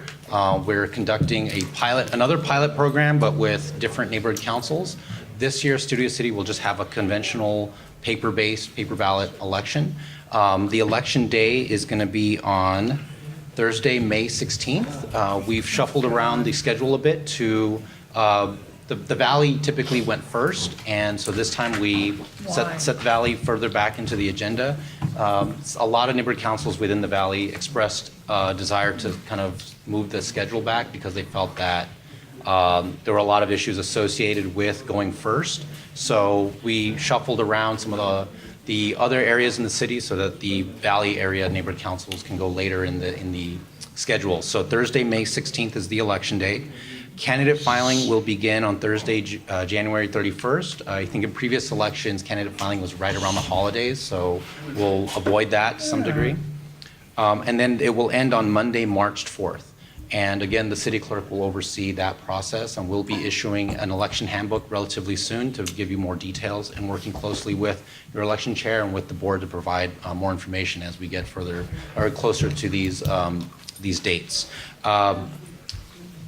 The city clerk will be running the election pretty much according to conventional standards that were applied in 2016, of course with some modifications, with the hope that we're going to learn a lot from this process. It's been a while since we've been fully involved in this process, so we want to take as much input as possible from neighborhood councils so we can hopefully apply new ideas for future elections beginning in 2021. So this year, we are going to kind of get back into the process and hopefully run a clean election, challenge-free, and yeah, or hopefully minimize that, and then go forward and see how we can improve the election process overall.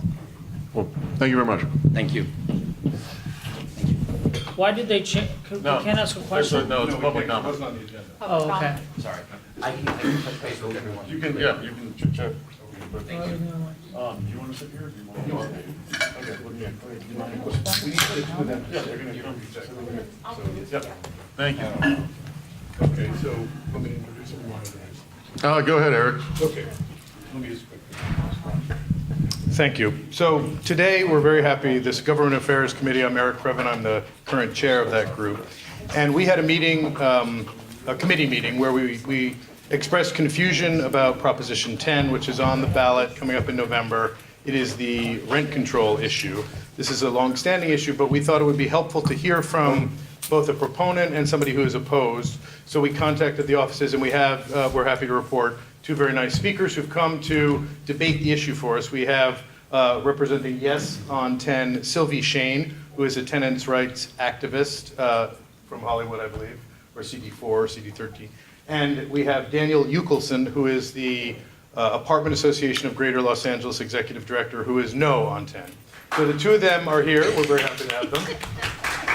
And we're gonna sit them down here, and Sylvie will start with a yes on 10, and we'll go back and forth with equal time. The plan is to hear from each of them a couple times, and then questions from the board, and then from the public for the last bit. So hopefully we'll have a better understanding of Prop 10 and whether we're for or against it individually at the end of that, and I look forward to a good discussion. Sounds good to me. That's awesome. Would you like to come sit down? Yeah, Patrick will give me a Patrick. And just kind of speak into the microphone, right? Is that what we have, Patrick? Yes. You have that one? You guys have this, we're gonna start with yours. 5 minutes, okay. Is this, can you hear me? Is this, Did everyone hear it? hello? Do I, You can pick it up. yeah, okay, hello? All right. Good evening, everyone. My name is Sylvie Shane, and I'm a housing rights, tenants' rights advocate. And I'm actually one of the fortunate renters in the city of Los Angeles because I live in one of the 600,000 units that are actually protected. And because of that, even though I was myself evicted in a mass eviction in 2016, I was able to return to my home in Hollywood at the Villa Carlotta just last month. And it's because of those existing protections that that I was able to come back to a place that that was my community, was my home. And so I want to tell you, it's noteworthy to tell you that I was not the person who was supposed to be speaking tonight, and the person that I'm replacing had an emergency, and that person was Elena Pop, who is the executive director of the Eviction Defense Network, a tenant eviction defense nonprofit. And she's also a homeowner and a landlord. And she's one of the main proponents of Prop 10 because through her practice, what she's seen are the predatory practices that corporate landlords engage in order to displace existing tenants and to gouge them for rent. And although the No on 10 campaign has led a very fear-mongering and very, they're engaging in a lot of misinformation. The reality is that Prop 10 is an opportunity for us to just engage in a meaningful dialogue in cities throughout the state. It doesn't actually do anything but repeal an existing prohibition that are like shackles that apply throughout the state and and do not enable us to extend or expand any protections, such as the one that protected me and allowed me to go back to my home, and do not protect seniors from exorbitant rent increases. And as a tenants' rights advocate, I work all the time organizing in buildings that are not protected right now. And so I have seen veterans be displaced. I hear stories of seniors who are on fixed incomes who are suddenly being subjected to 80% rent increases. And what the opposition will not tell you is that they hide behind this mom and pa story, landlord story, but in fact, the biggest proponents of No on 10 are massive corporate landlords like Steve Schwartzman, who was a major funder of the Trump campaign and who has made his billions off predatory housing practices. And so right now, we as citizens in this city, we need to take a really hard look at the things we need to do. And aside from building housing, which is something that won't be done tomorrow, what we can do is pass existing protections like Prop 10.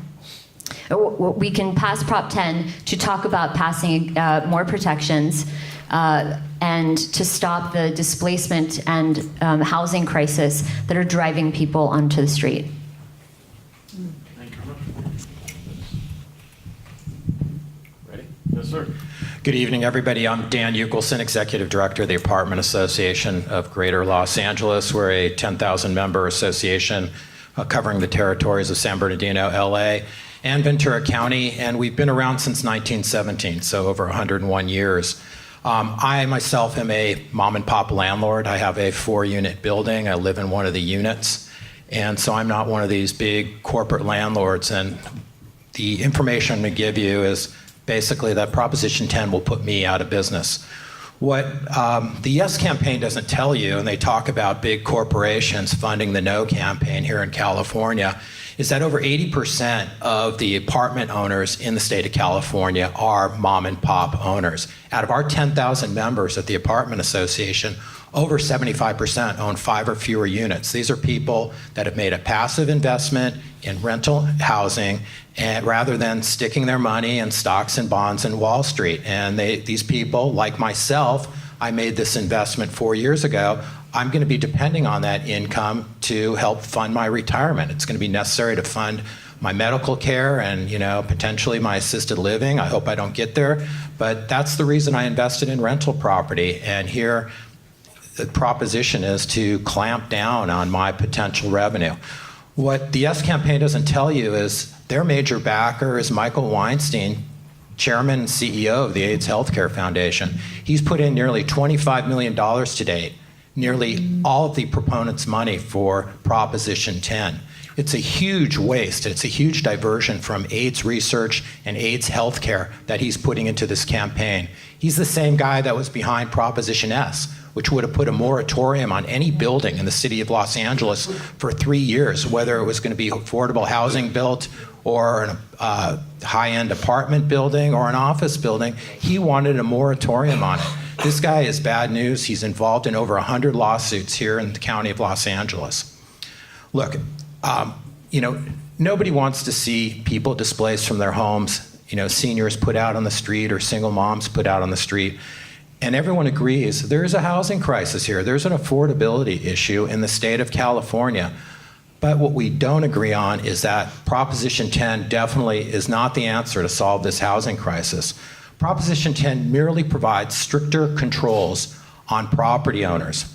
As we saw in the 1970s when our federal government tried to control gas prices, remember those great days when we had to wait in long gas lines? We could only buy gas every other day. There was huge shortages. And so if you try to put stricter and stricter price controls on a resource, you're just going to have more shortages. And that's what the result will be if Proposition 10 passes. Proposition 10 will just cause the same for housing. There'll be less supply.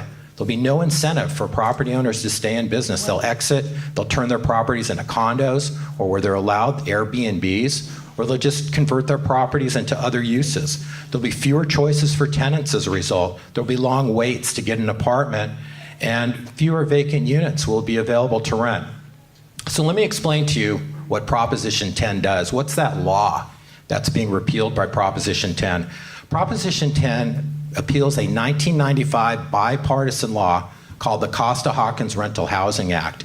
That provided certain exemptions to local rent control ordinances. First of all, it excluded single-family homes and condominiums from rent control. How many out there live in a house right now or a condominium? Well, Prop 10 passes, your house, your condominium could be put under rent control. It also excludes newer construction. What Prop 10 did, what Costa-Hawkins did, is it froze local rent control ordinances in place. So in 1978, the City of LA passed a rent control ordinance. Anything built after 1978 is exempt from rent control. Where there wasn't a rent control ordinance, anything built after 1995 is exempt from rent control today. Our state legislature knew that if you make stricter and stricter rent controls, nobody's going to want to build housing. And we've seen it time and time again. Cities like San Francisco, since passing their rent control ordinance in 1979, have lost 15% of their rental housing units. It's a disaster. They have people living on the streets there. 30 seconds. Okay. The other thing Costa-Hawkins did is it prohibited vacancy controls. And that's the one thing that keeps property owners in business by being able to subsidize their below-market tenants when new tenants move in and being able to charge market rates. Proposition 10 is hugely flawed, and when I speak next, I'll get into some major flaws with Proposition 10. Hey, before we move on, I'll call security if you don't keep it down, all right? Just, you know what you're gonna keep it down, right? All right. Rebuttal? How much? 3 minutes. Okay, so we heard a bit of that fear-mongering. I'm just going to go through this. As far as the Ma and Pa story, that's the one that is commonly used. I can cite names of Ma and Pa landlords who also live and operate their rental units who are pro-10. And the reason is because the state of California Constitution protects the ability of landlords, guarantees the ability of landlords to have a fair rate of return on their investment. And Prop 10 codifies that. So there is nothing, and even in our current rent stabilization ordinance in Los Angeles, there are all sorts of provisions to allow a landlord, if they need to make investments into their property, to make a reasonable rate of return. It's all in there. The only thing that Prop 10 seeks to do is to curtail predatory housing practices by landlords who are increasing the rents by exorbitant amounts, by 50, 80, 100%. But just to be really clear, it doesn't, in fact, do that curtailing. It just allows us to have the conversation to do that, the democratic conversation, the kind that we're having right here, where at a town hall we discuss what kind of housing policy we want to see to protect our communities. Would you be okay with legislation being passed at the federal level to tell us what to do at the local level? So why is it okay for Sacramento to dole out this kind of very unnuanced kind of policy that doesn't allow local jurisdictions to have the conversation about what they need? As far as the Michael Weinstein comment, what's ridiculous about that is that there are plenty of people who are behind this. He may be a funder, but this is not about him. I don't work for him. I don't even make money from this. I am here as a neighbor, as a community advocate, as someone in the city of Los Angeles who was displaced, who is sick of seeing what is happening to our communities and doing something about it. I have no personal stake in it. And I can tell you neither does the ACLU, the Democratic Party, the League of Women Voters, the LA Times, and the SACB, who all voted to endorse it. As far as this whole argument that they'll stop building, that's not true. Because actually in the cities that have rent control currently, those are the cities that have had the most amount of construction since their rent control ordinances were passed. So I want to give you an example like Santa Barbara. Santa Barbara doesn't have rent control, but its rents have increased 15% since last year on average. In the last 5 years, over 30%. So how come the rents are not stabilizing there without rent control? Because it doesn't work. We have to pass meaningful housing policy, and we need to have a local conversation about how to do it. The reason you see construction in rent-controlled areas is because these properties that are built newly are exempt from rent control. That's the sole reason. And all these rental rates that you're hearing and all these rent increases, they're extremely inflated. I'm not sure what kind of database or what kind of research they're doing, but I've found them to be extremely inflated. Look, if rent control is forced on a new construction, a developer cannot predict what their income is going to be from that property, and they're just not going to build. There's no incentives to build. There's many flaws with Proposition 10. It's poorly drafted. This fair rate of return is not a defined term in any kind of California code. And good luck getting that. Good luck applying to a city and bringing years and years of documents and financial records to get that. You need an army of an accountant to apply for any additional increases over and above a stated rent control limit. Currently, we're seeing property values dropping like crazy in the city of Santa Monica by 25 to 33% because that city is talking about implementing vacancy controls. When tenants move out, they want to dictate to property owners how much property owners can charge. So let's talk about a few of the flaws that the other side never talks about. Section 10 of Proposition 10 forces our state attorney general to defend any challenges to the constitutionality of Proposition 10. That alone could cost our state hundreds of millions of dollars. Here we have an elected official that we give discretion to take on legal battles on behalf of the state of California. If that attorney general decides not to defend challenges to it, we, the taxpayers, will need to pay for the legal fees of the proponents, whether they win or lose their lawsuit. The other thing is, if there are any unintended consequences, this poorly flawed and poorly drafted law takes a 2/3 vote of both houses of the state legislature just to amend any aspect of it, or it takes another vote of the people. Good luck getting that. That's nearly going to be impossible. And our own state legislative analyst, an independent legislative analyst, has predicted that we would lose in the state of California hundreds of millions of dollars in local revenues as property taxes decline. As economists have predicted, 30 to 50,000 jobs would be lost. There's going to be less construction if this thing gets passed. And economists have predicted that we would lose $5.7 billion a year of annual output in the state of California if Proposition 10 were to pass. It is terribly flawed. I have printouts over there. I encourage everybody to read it for yourself, and you make your own decision. And by the way, we are supported by veterans groups, senior groups, real estate associations, chambers of commerce, and the NAACP. We have many people that have come out, many groups that have come out in opposition to Proposition 10. So I encourage everybody to vote no on Proposition 10 on November 6th. It's not the right answer to California's housing crisis. It won't, in fact, build one unit of housing, let alone affordable housing. It's a terrible, terrible law, and don't do it to the state of California. Thank you. All right, we're actually going to open up to the public comments. Eric, if that's okay with you first before we go to board questions. Sure. Who would like to ask a question here? Barry, I know you're signed up for this. Barry? If Proposition 10 isn't the answer, what is the answer to get rents down from, say, 70% of one's monthly income to like 33% of one's monthly income? Because that's the reality of renters at least in LA, in the urban areas of California. What is the answer? And bringing down rent, you said, you depend on the income. If the rents are brought down through another way, that's ultimately going to hurt you too. So I'm just trying to see what the answer is for the renter, because 70% of your income or more towards rent is unreasonable. Yeah. Oh, so absolutely, I agree with you. And there are answers. I was a planning commissioner in the city of Beverly Hills for 6 years, and I know how hard it is to build anything, especially affordable housing in any jurisdiction. What we need to do is we need to change some of the building codes. We need to build more density. We need to build efficiency units for people to live in. We need to have more accessory dwelling units. We absolutely need to increase the supply and build affordable housing in places where people want to live. There needs to be more government incentives. We need to streamline the CEQA process, which just makes things nearly impossible. And we also need to get the NIMBYs to stop coming out and stopping all these important projects, because we need more housing for people.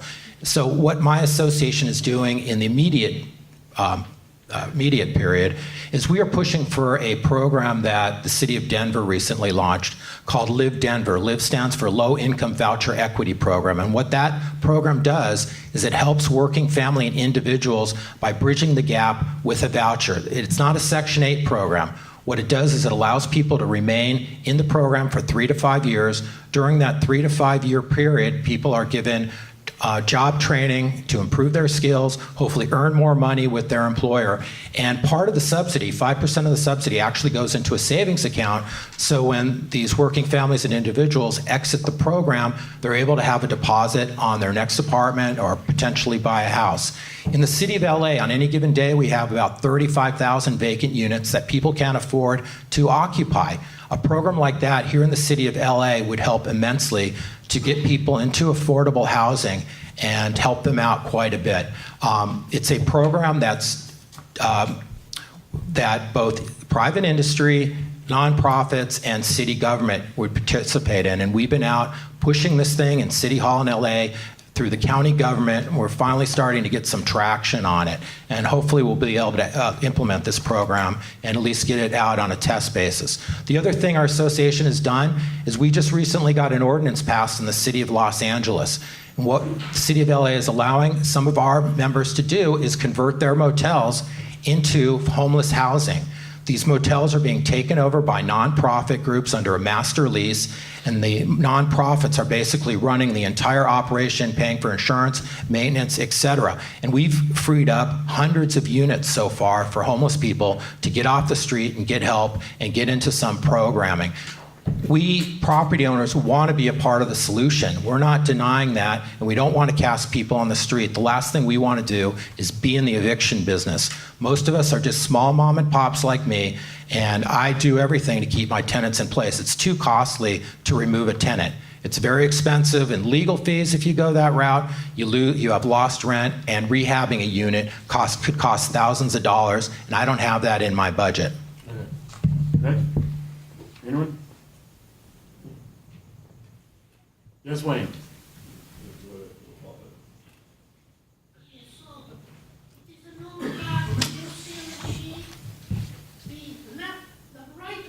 Sorry about this. California State Sorry about this. Conference of the National Association for the Advancement of Colored People says no. So that's the NAACP. So why would you liberals that are yes be against the NAACP? Even they know it's a flawed law. Yeah. So the man is right. You have to vote no on this piece of garbage because, as you know, when you're in the city of Los Angeles, like my friend here, Mr. Spindler, he got a debtor, and now they're charging fees, even on apartments they don't rent. So when you look at the rate stabilization law of the city of LA, it will become the statewide law destroying mom and pop renters. There's no argument. Vote no and 10. Thank you. Okay, thank you. No one else from the public has a question on this? Yes, sir. The stated intent of the proposition is kind of vague in the sense that it's saying that it just wants to create community dialogue to discuss rent control. That's really kind of airy. How can you have a proposition that's just wanting to do dialogue without stating clear purpose? Can you address that? You're asking me? Yes. Yeah. What Prop 10 does is repeal an existing law, which is currently a prohibition. So what it doesn't do is force all of the things that my opponent is describing. It doesn't do those things. It allows us, and when I say us, all the us's throughout the state of California, to, at the local level, engage in this dialogue, because the housing crisis presents itself in vastly different ways throughout the state. So this one-size approach, yeah. Would that be the approach of every legislature on state, county, city level they should be doing that now. Why does that have to be mandated by a proposition? Because we can't do it, meaning that if Prop 10 does not pass, this city cannot do anything to extend its rent control by a year, let's say. Right now, our existing protections are in buildings until 1978. The law that Prop 10 seeks to repeal it would allow us to extend it if we wanted to, for example, but we cannot. It's fixed in time. And so maybe it makes sense, you know, at the time that it was passed, that was a date that made sense, but now we're 40 years later, and all of those properties, they've been depreciated. You know, people have taken their tax benefits from depreciating these properties, and we can't do anything to protect those existing tenants. And the issue with that is that it's obvious the problems that it's causing. The number one cause of homelessness right now is related to lack of housing and eviction and displacement. And that's why we're seeing, in terms of the demographics of homelessness, the highest increase was in the senior population. So the statistics are there that show who are the people that are being affected by this. So I don't know, you know, with propositions, a lot of times, sadly, it comes down to who has the money. And the reality is, the No on 10 side, they have the money. They have people, they have major corporate landlord funders who are funding this. And you can check out, you can look it up at followthemoneytrail.org. So don't take it from me. But I think that speaks volumes. So as far as... What I'm asking you is the intent of the law seems vague. And I understand that there is a housing crisis, but on the other side of the point, you have to understand an ownership issue and an investment issue. And when there are more controls, then the incentive from a property owner goes down. I am a builder, and I have seen many instances in Santa Monica which had very severe rent control, where the buildings are garbage because there's no money being earned on the business. You have to look at it as these are businesses, and I'm sorry, but most of them are small businesses. And I have clients that have 3 tenants, 3 units. And if they were subject to a rent control and rollbacks, they would lose the money. And so you either lose money, you sell the property at loss, you convert it to something else, the Airbnb thing, or you let it go to garbage, and then the tenants suffer as well, because the quality of the units, there's no money earned to put into upkeep and maintenance on the units. But you're answering your own question, actually, because what you're saying is that we have to look at it at a local level. We can't look at it from such a high level, a one policy fits all. I'll say one more thing. No, okay. One quick thing, please. Yeah, I'm sorry. The point of the law is, you're saying it's just open a dialogue. Why would the point of the law be to mandate rent control requirements? It's because not all cities need them throughout the state, right? So what you're proposing is a really draconian option that wouldn't work. What we're saying actually is the way that you fit housing policy is you tailor it. You tailor it to local needs. And this was a state-passed law that prohibited cities from being able to do that. And so all it's seeking to do is bring that power back to the city, because each city has, like I said, a different version of this crisis. Some cities aren't in crisis. So to force cities that don't need rent control, that don't want it, to have it, that wouldn't be fair. So this is actually to, like I said, to engage in a meaningful dialogue, to pass policies that really address all of these issues, that protect the small mom and pop landlords. There's nobody on, that's proponent that wants small mom and pop landlords to be put out of business. That's who we want to keep in business. We're going to let him quickly vote on that. I mean, I would probably support her side if there was something called mortgage control or property insurance control. Let's reduce my mortgage payments every month or my property taxes. That would be helpful. What this really is just a move more towards socialism. And they want bureaucrats like rent control boards, unelected rent control boards, to control every step of the pricing that a property owner can have. And what she neglects to say is that some poor property owner may have paid a premium because he bought in a building that was exempt from rent control, and now the door is going to slam shut on him and his property value is going to dissipate because now it's going to be under rent control. It's just terrible. Yeah, okay, so my question is this. What exactly is the outlined proposal in Prop 10 that a city government would follow in order to enact their own rent control policies?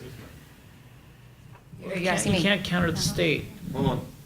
Yeah, or you take that question and you can answer it any which way. And what I'm really looking for is, what is the way that these conversations that we're discussing, if Prop 10 passes, the conversations to enact rent control,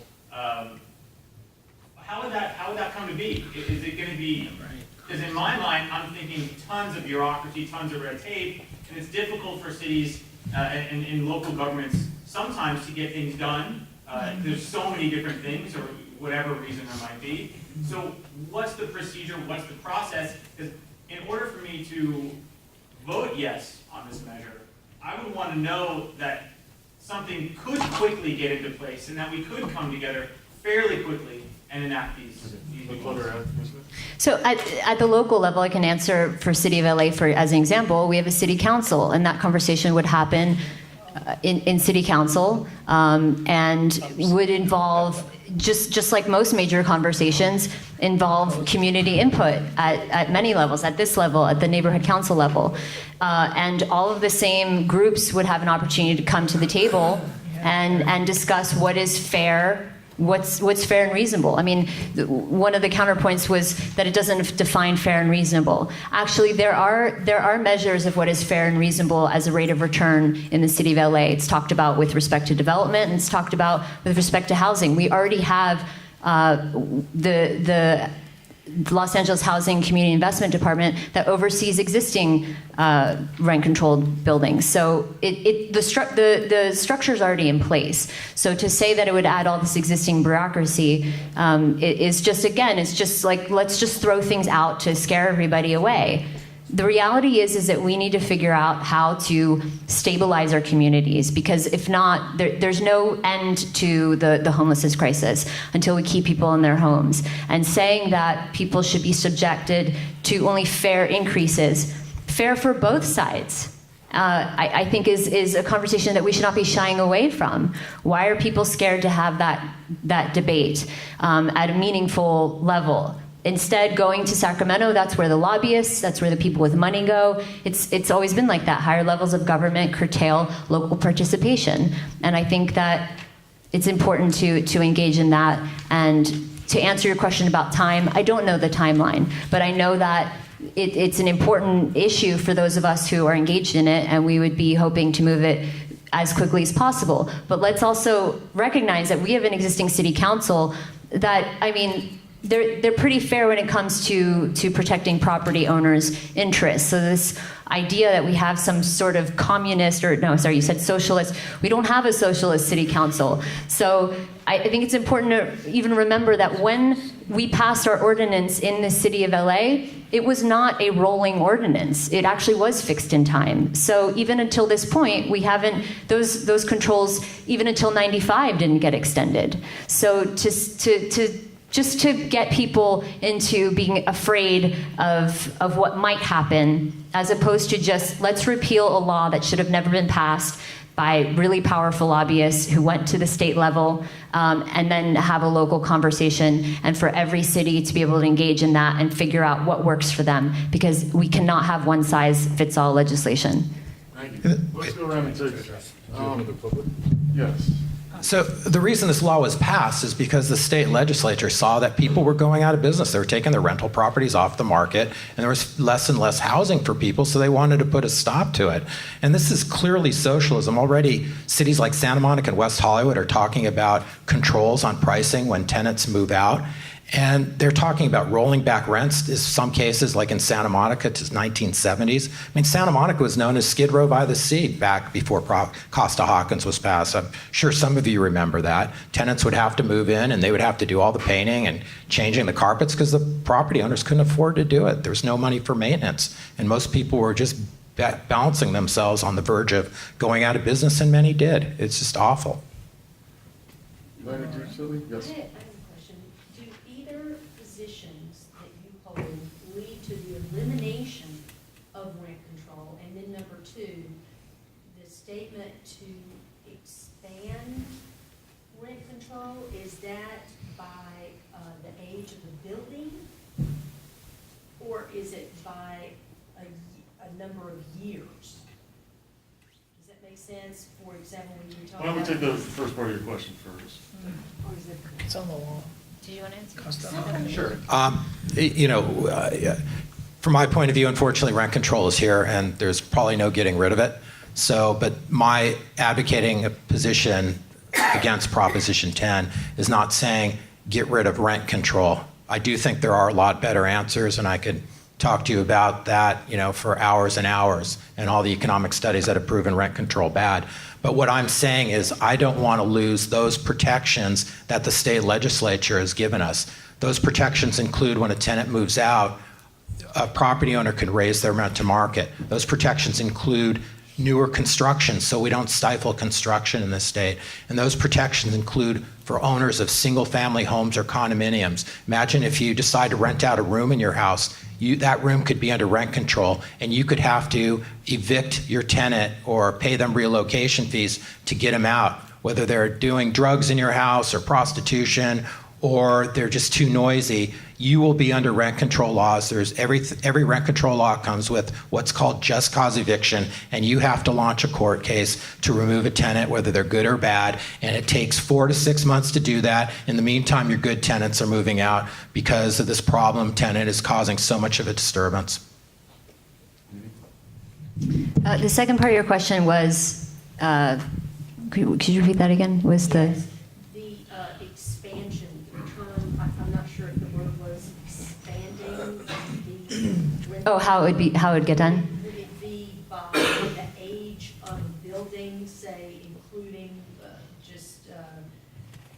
you want 20-year-old buildings would be exempt from rent control, or you can only bring up rent control to a certain year, or are you expanding it by a certain number of years? What does the term expanding mean?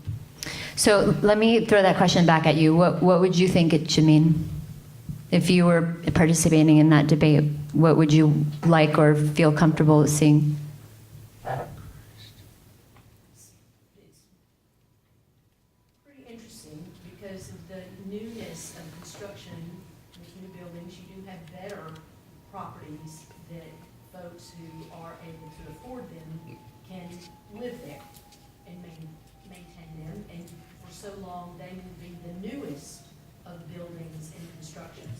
However, as buildings age, and I do see with a little bit of rent control, because I certainly am in a building with that the previous owner was not improving the building or even what the cost of the living, rent, what do we call it, the rate stabilization, 3 or 4%, whatever it is, to raise your rent each year.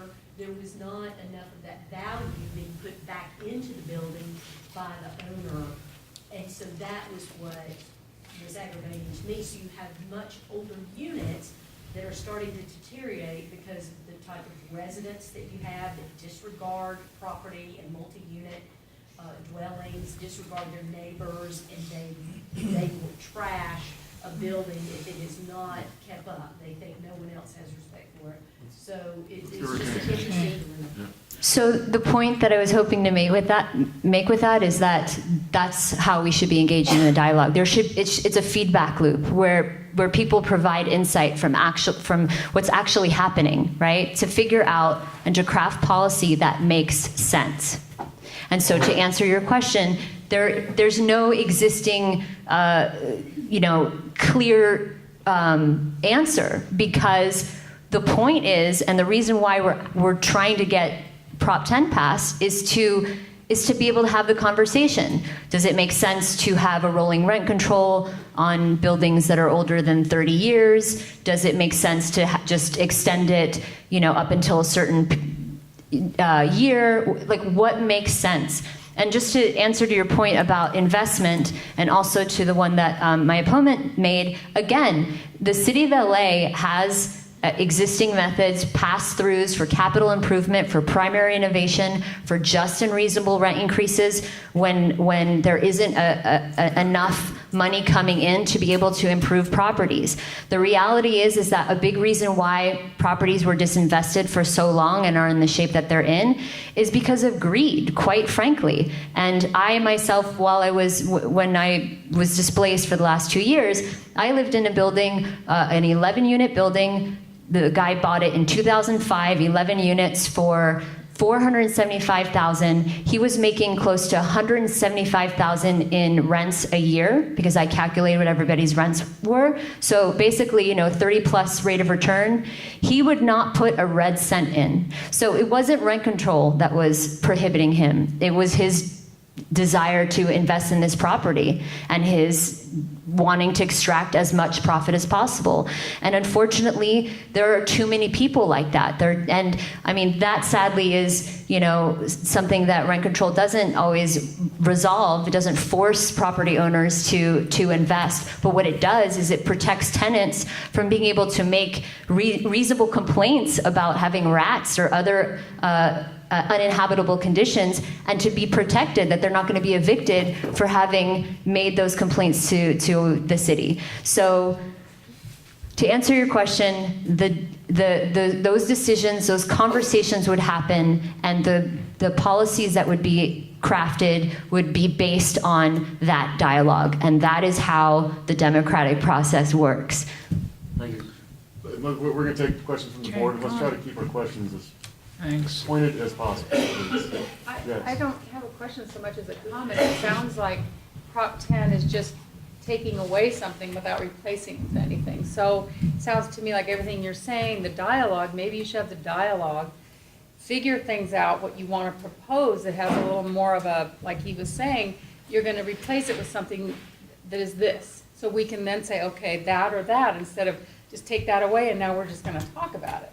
It seems a little flimsy to me.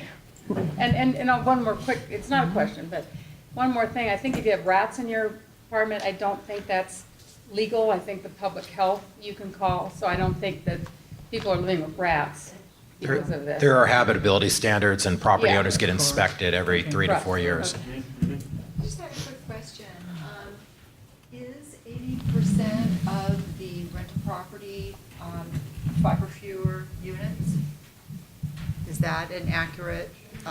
That was not what I said. That 70% of our membership, 75% of our membership own 5 or fewer units out of 10,000 members. Oh, so it's but just over your but over membership. 80% of the rental housing owners in the state of California are what's considered mom and pops. Well, so that's what I was asking. Yeah. Do you find that to be an accurate statement?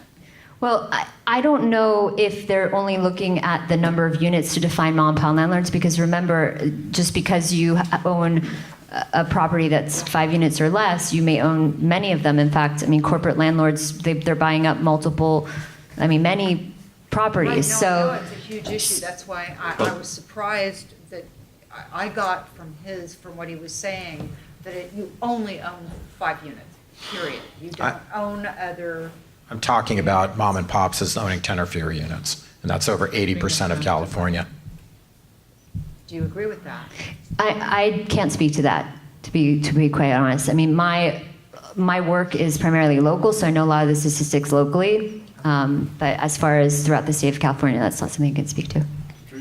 I just have a comment as well. I have some rental units, and nobody's twisting anybody's arm to rent a place. I mean, when I rent a house and I put it up at the market value, and you get multiple people, it doesn't sound like anyone's taking into consideration that there's a lot of very wealthy people making a lot of money in this area, and it's the supply and demand, you know? So I'm just saying, I mean, if people weren't renting the places at the rates that people are asking, then the rents would go down. But people are renting the units. It's the bad housing policies we have here in the state of California. That's what's done it.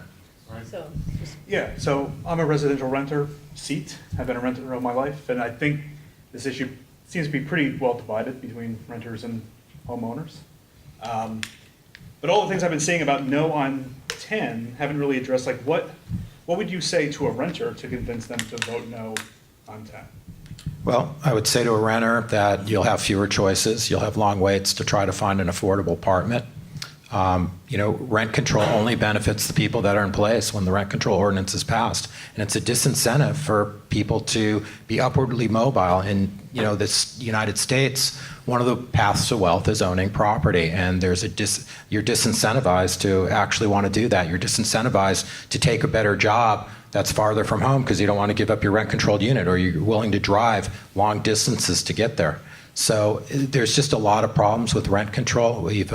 Look at Sweden, where people have to wait 20 years to just get an apartment, and that could be the case here.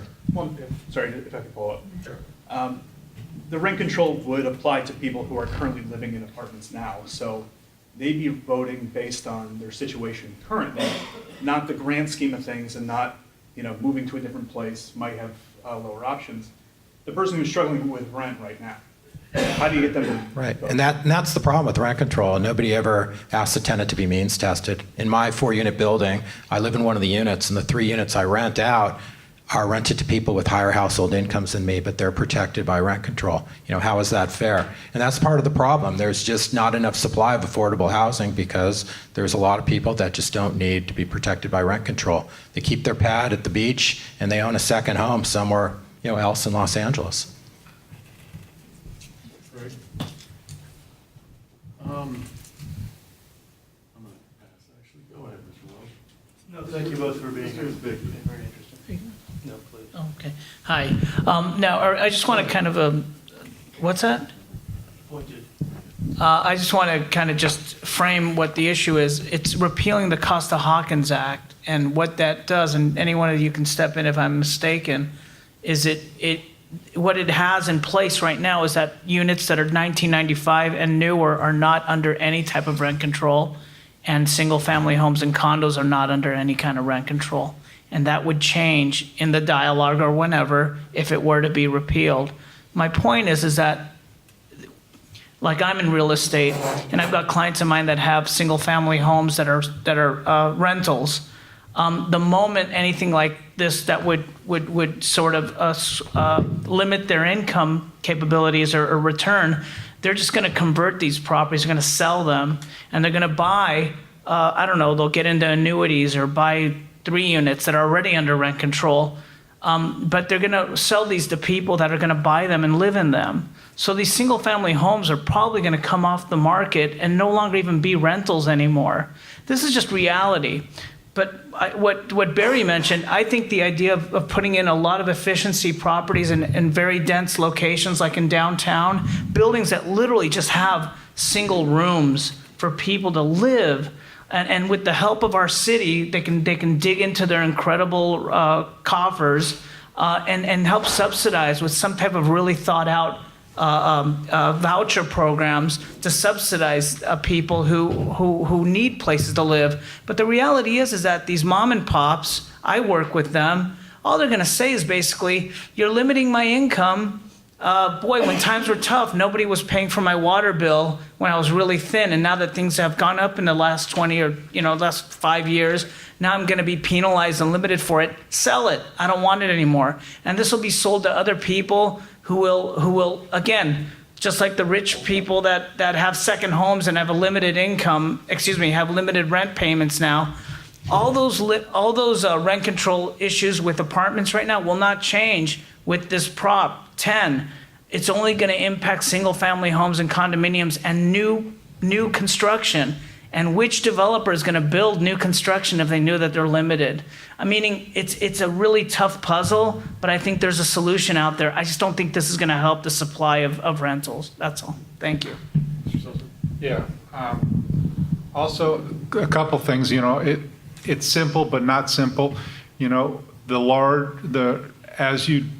I just find it ironic that a lot of the people who are opposed to every project that comes across this board to increase housing are the ones that are also wanting lower rents. And that's a contradiction. You know, there are nuances, of course, but to lower the rents, to get better housing, you need more housing.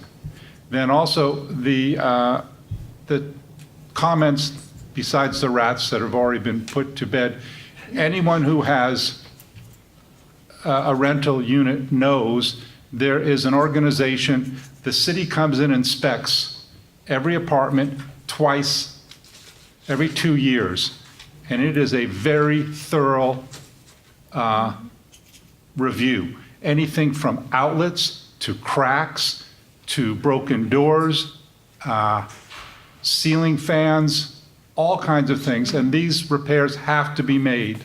And I've been through some of those things. And the interesting thing is there is like a smoke detector that doesn't work, and the room was filled with pizza boxes for 4 months. The tenant is not cited.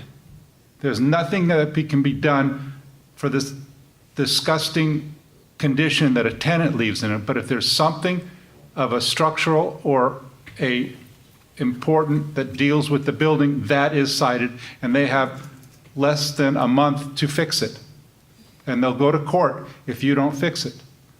And that happens once every 2 years. Every unit is inspected. So, you know, the whole thing that nothing will ever be done and blah, blah, blah, blah, blah is BS. Are these questions? I mean, can we... If you see something there you'd like to respond to, please. I mean, there are a few things. Well, first of all, the experience with rats was actually mine in this unit, and I think that what was misunderstood is that without rent control protections, a property owner, yes, there are inspections by the city, but if you lodge a complaint and you're not under rent control, that landlord could evict you. It would be retaliatory, but it happens all the time. And so what I was trying to say is that without the protections under rent control, tenants will live under conditions that are not entirely habitable because they're more afraid of eviction and being displaced than they are of the conditions. And in my situation, I had rats, and I'll be happy to show you photos of rat poop, excuse me, but in my shoes. And for months and months and months, I asked for the landlord to close the holes that they were getting through. And finally, I lodged complaints. I wanted, after having already been displaced, I didn't want to have another contentious situation with my landlord. And so, you know, unfortunately, I caught another bad one. I'm not saying all landlords are bad by any measure, but I think that what we're talking about is pitting homeowners and tenants against each other, landlords and tenants, and it's not about that. It's about coming together and really talking about the solutions that we need. When you talked about, I just wanted to correct because you asked, repealing Costa-Hawkins just means that we revert back to the existing controls as they were written, actually. In the cities that don't have rent control, nothing changes. In the cities that do, it reverts back to the existing ordinance, which we've talked a lot about Santa Monica, and that's one place. But in the city of LA, we never passed rent control in single-family homes. So actually, it's completely false. It's just a matter of time. Well, but see, again, it's fear-mongering. It's what could happen. If we're going to never do anything because of what might happen, there's no reasonable person is going to push to rent control single-family homes that are owned by people, you know? How can you guarantee that? Just the threat will lower your property values. The point is to is to curtail predatory practices. And by corporate landlords like, for example, Blackstone, you know, that. So, I mean, I understand that there's fear, but really the point is that we need to come to the table and figure things out. And as far as building supply, I think we're all in agreement that we need to build supply, but that's not going to help us now. It's not going to help us right now. And there are plenty of studies, since my opponent cited other studies, there are studies like UC Berkeley, USC, UCLA, that all came out and explained that rent controls are one of the only ways that we have to enact protections now to stabilize communities and to protect landlords to have a fair return while their tenancies are protected. Yeah.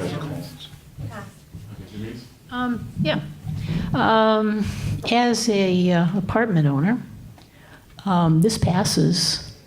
What is my incentive not to sell the places to a developer and walk away with money in my pocket, and people are already evicted? They're going to be out of their house anyway, and they can pay a higher rent in the new building.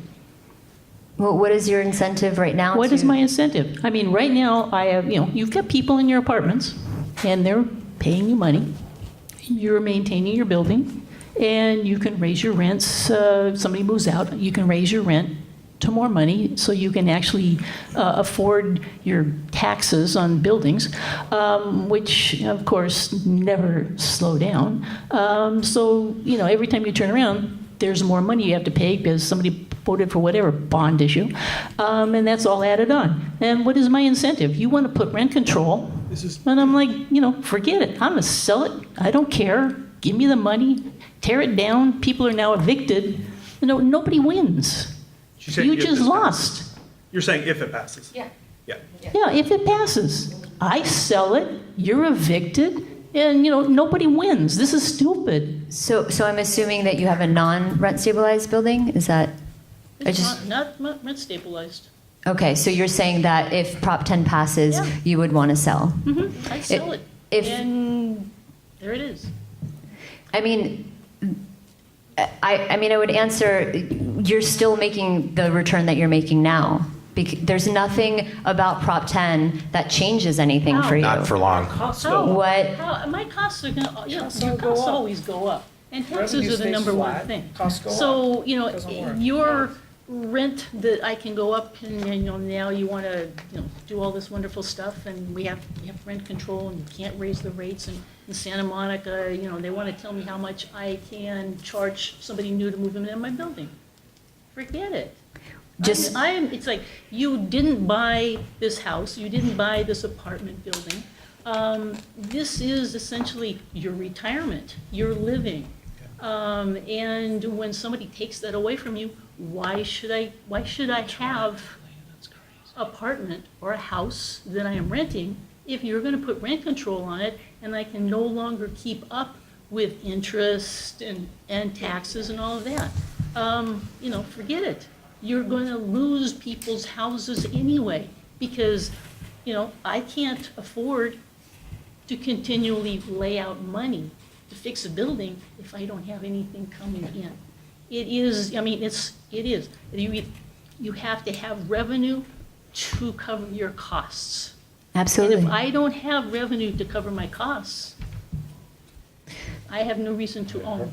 Maybe I haven't been clear, but the Prop 10 does not enact anything, first of all. And second of all, it actually codifies your right for a fair return. Your fair return and my fair return might be two different things. Because, it's like 3%. Am I going to make 3%? Good luck applying for that, too. I'm not expecting to make, 100%. There is a fair return, but I have to make enough money to cover my costs. Yeah, and as I explained in the city of LA, between the annual adjustments and also the just and reasonable rent increase provision in our ordinance, those protections are there, that language is there. But just to be really clear, your building would not be controlled because Prop 10 passes. It could be in the future, and you would be part of that conversation. This is the city of LA. Herb Wesson is sitting there going, come on down. Yes, oh yeah, no problem. Let's move on. Okay, Mr. Niederberg? Yeah. Would a solution be basically, rather than messing on the rent control part of it, basically, just to allow the landlords or the tenant basically to rent on a triple net basis? Let them take care of their own taxes, insurance, maintenance. So if they had to do something, so it causes more cockroaches, let's say, they have to pay for the cockroaches. If they shoot a gun to the roof, they gotta fix it. Simple as that. Just like every commercial property, or almost every commercial property, is triple net. Why not have a triple net when it comes to the tenants and landlords? Let them be responsible for their own damage. I mean, I think that's a different conversation. But it still has to do with rent control. You wouldn't have to worry about rent control if people were responsible for their own actions. That's true. But we have a responsibility. It's, again, I mean, I don't want to digress into a different conversation. I understand that there are a lot of emotions around this and people who are going to have different points of view, but sticking to the subject matter at hand, Prop 10, isn't going to do what you're looking for it to do, but it's not doing all the fear-mongering, doomsday scenarios that opponents are saying that it's going to do either. It just repeals a law. That's all it does. How many more units would it take basically for the laws of physics of supply and demand to take over?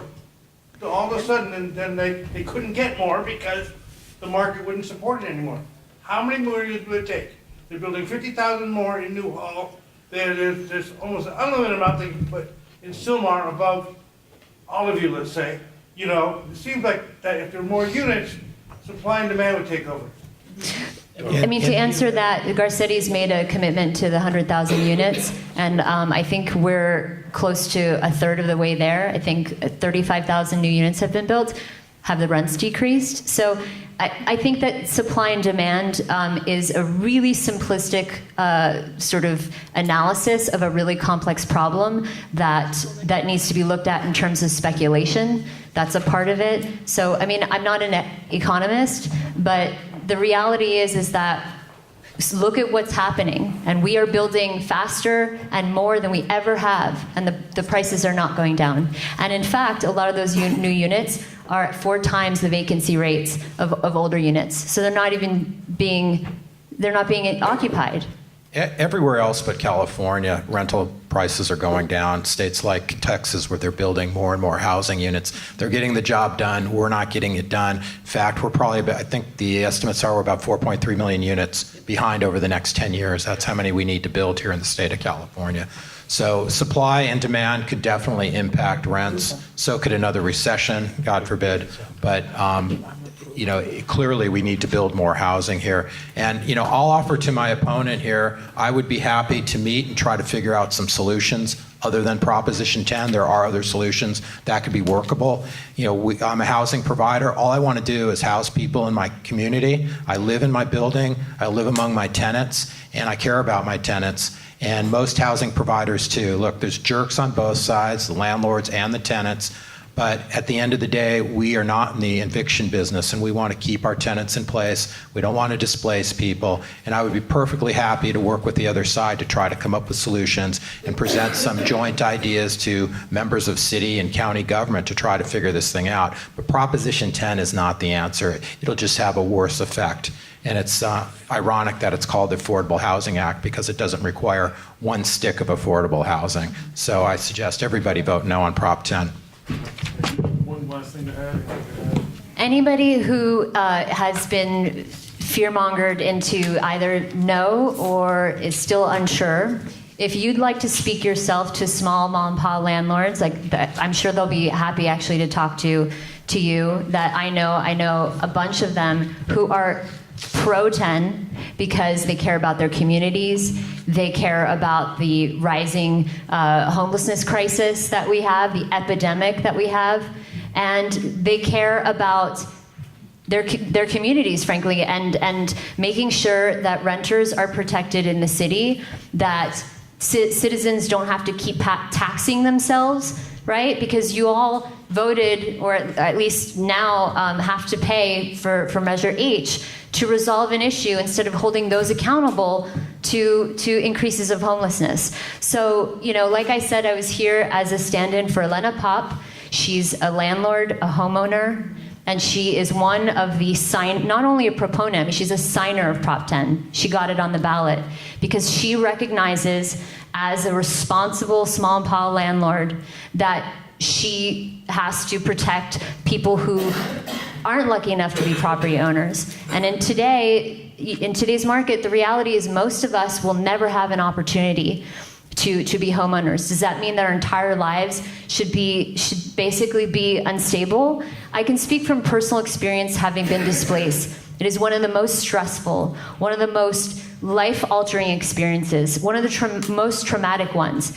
And I'm lucky because I'm well-educated and I speak English. And in a lot of ways, I mean, I'm very privileged. I have a lot of access. And it still was incredibly interpolating.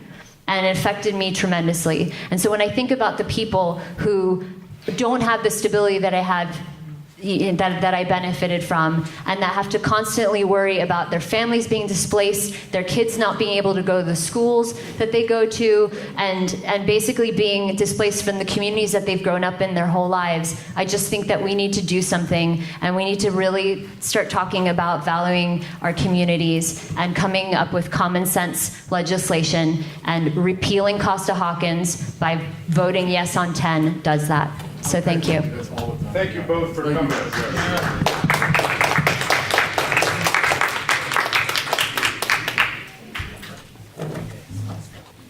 We're so lucky. Okay, Eric. Let's get this next motion and let's- Yes, moving along very quickly. Thank you to our guests for coming. Item 7A from the Government Affairs Committee is a motion that we talked about in committee, wherein Councilmember O'Farrell and Krikorian requested that the city attorney prepare an ordinance directing anybody who wants to be a contractor with the city of Los Angeles to disclose their connection to the National Rifle Association.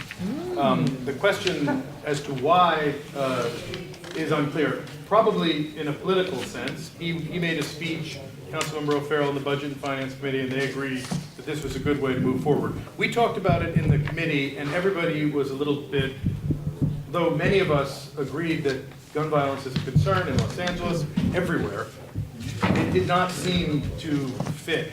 This was a slipper that felt out of place, it smacked of politics, so we made a motion.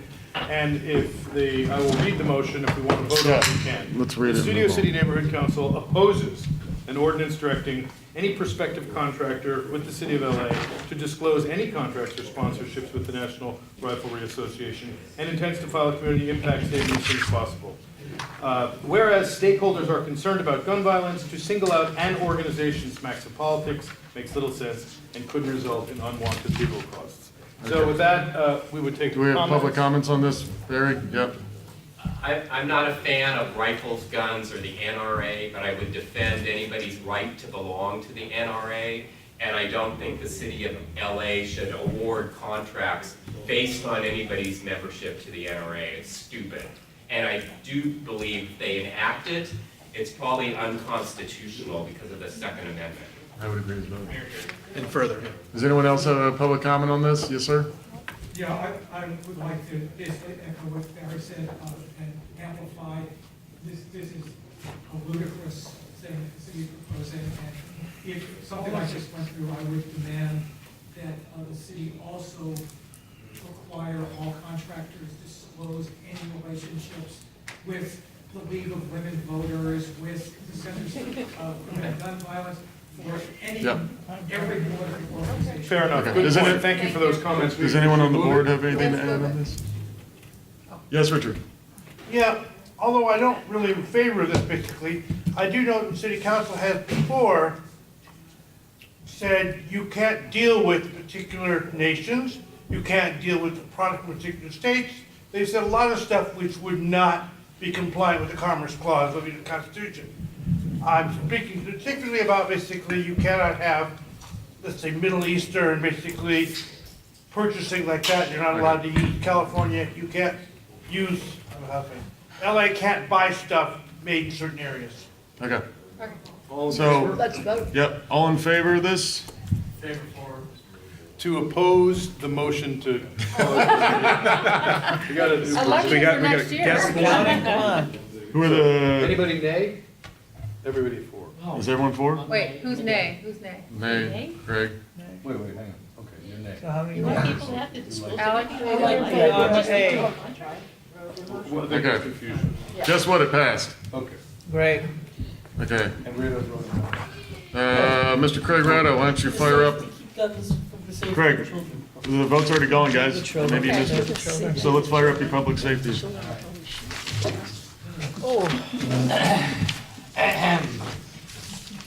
Motion 9A. Quote, NBC4 and LA Times have received recent coverage on politicians receiving LAPD officer protection at numerous events outside of Los Angeles and even outside of California. While East Valley communities, including Studio City and North Hollywood, desperately seek additional LAPD patrol in their neighborhoods, we find this out-of-town allocation of officers at taxpayers' expense unacceptable. That is doesn't belong. Therefore, requesting the same information, the Studio City Neighborhood Council supports the LA Times, who filed a lawsuit requesting Mayor Eric Garcetti turn over records detailing the taxpayer expense of his own security detail during his numerous out-of-state travels after both City Hall and the LAPD refused to release the documents through the California Public Records Act request. Do we have public comment on this? Provided the articles. Okay. I'm down a secretary and a vice president, and my phone is dead. If anyone can record like minute-long things. I do, I will. Yeah. You will? There you go. Yeah. Andrew Sussman is the new timekeeper. Yes, and you can start it right now, Andrew. Oh, yeah, I'm at 30, Okay. Public comment? Go ahead. 20, Yes. 15. So, what do you mean? The clock has not started yet. So we want to point out that Herb Wesson's son also misused these things for his Time. wedding. Yes. Thank you, Mary. Please amend your motion to allow for the arrest of Justin Wesson for misusing these same police sources. Time. Thanks. We support this. Thank you, Wayne. Thank Herb you. Wesson is a cockroach. Thank you. I support this. I just fear that they will do like the president does when he's campaigning and in office. They take a trip and they go to one little public, opening of some public thing, and then they go and raise money the rest of the day, and they can write off the entire Air Force One trip to Time. the government. So. Thank you. Do we have any board comments on this, Mr. Brian Carroll? I, in general, support this. Just if I could make a suggestion that starting with the second sentence up to the third comma be removed to starting with while East Valley communities. It just makes it sound like we would be for it if we got our police. That's actually not a terrible. Explain that? It just said, well, it's like, It makes it sound too much like this isn't a problem with all of LA. It's a problem that we're not getting our thing. it makes it sound, yeah, it makes it sound like he's over there having cops and we're over here asking for cops. If we get our cops, he can do whatever he wants with out of town stuff. It's just a suggestion of thing. I can't support it as worded right now. I can't support it without that wording. It's a nitpick, but. Can you read the sentence without the passage? Yeah, I'll back it up a little bit. So at numerous events outside of Los Angeles and even outside of California, we find this out-of-town allocation of officers at taxpayers' Yeah. expense unacceptable. Yes. Yes. Yeah. Yes. Craig, Okay, you should do that. Yes. okay, but let me just, okay, since I'm getting the feeling of that. But these motions are often written to emphasize each time that East Valley neighborhoods, including Studio City, are being underserved. Yeah. So by putting that in there, it just re-emphasizes that point and hammers it home and doing whatever little thing The it entire adds. city is being No, underserved, not just us. Well, I don't necessarily have a problem with the language itself, more than how it's executed within the motion. It sounds So when I conditional. send this off to when I send this off to the mayor's office, if it passes, and now we've eliminated Studio City in North Hollywood, you know, you've basically weakened it, and now it's just a general comment for the city. So. Can I? Could it be the first sentence up at the top? Studio City and Yeah. East West Valley communities have been desperately seeking additional LA patrol in the neighborhood at the same time. NBC, I don't know. To attach it to the sentence, it makes it seem conditional. Right. It can be in the motion for us, but it doesn't like. Let me, I'm on the committee. Yeah. Let me- Yeah, you see the way we do it is it goes I know, like but I'm this. on the committee. I know. So if I. And you can tell it's almost to you. Hold on one second. Do you have anything? I agree with I Brian. think you need to start on this end. We're gonna start on that end from now on? Okay. No, I'm speaking collectively with Okay. Craig as a unit. I'm not talking about it. Go for it. Have another, buddy. What is it? He's one of the board. So, what's that? I said you're one of the board. No, I let's mean, go. I like, what's trying to be stated here is that until there's proper coverage in these regions, which specifically indicates us, they can do whatever they want. I mean, what stops someone from, what we're saying is that because there's a lack of coverage here, by all means, why there shouldn't be any type of coverage anywhere outside of the region that their constituencies are located.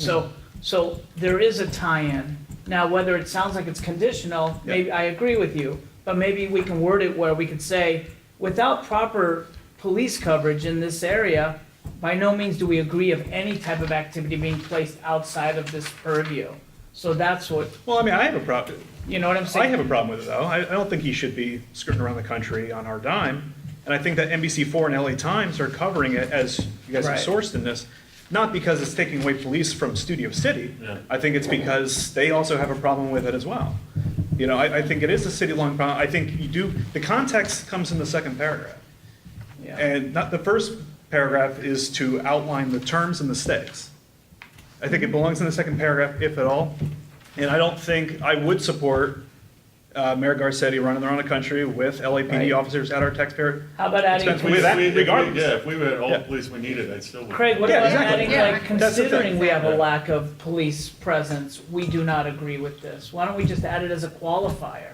What's the wording, sorry? Considering we have a lack of police coverage in our area, we don't agree. I mean, meaning we don't agree at all, but especially because. Yeah. I think if you put the word especially in it, Yeah. at the end, like, especially at a time when East We Valley are- communities, Especially including Studio since. Cities, are desperately seeking additional, if you do the It's kinda especially, like a, and it's even, I mean, that's a top shelf word. What do you think You of know, that? you get it right Yeah. there. Fine, so especially Syllables and everything. at a time especially at a time.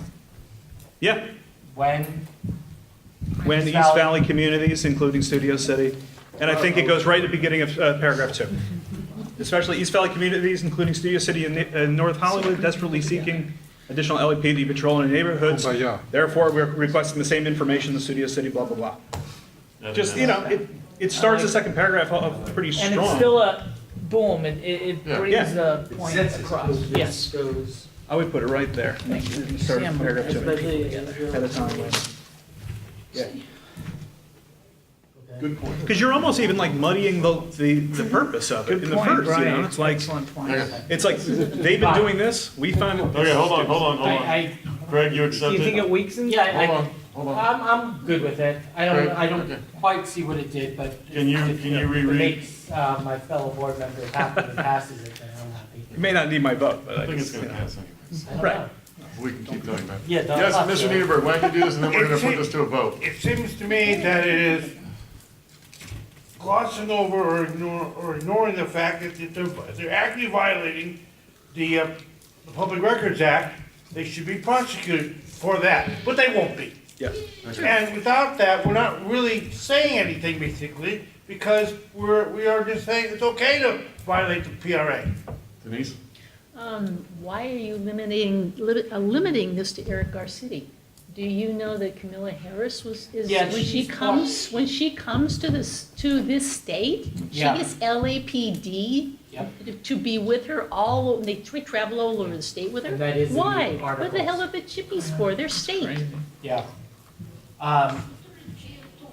Well, I think The that emphasis might be was another on motion. Garcetti because he was the one who specifically has not He's our released his overlord. full, Has anybody asked why the mayor gives specific, gives LAPD to people who come to the state? When they are state officials, they should be guarded or by state There's a state rationale which police? you won't like, but it's that then they don't all have to travel with her, that they can be pick up a security detail locally, but, again, that's a separate matter. That's their problem, not our, Yeah, but we're it's our talking bill. about motion 9A, right? Yeah. Said he- but he's part of it. So why don't we vote on this?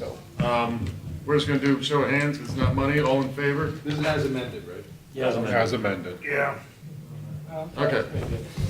Good job. I work in marketing, it's, what's You're lucky. All right. Craig, go on.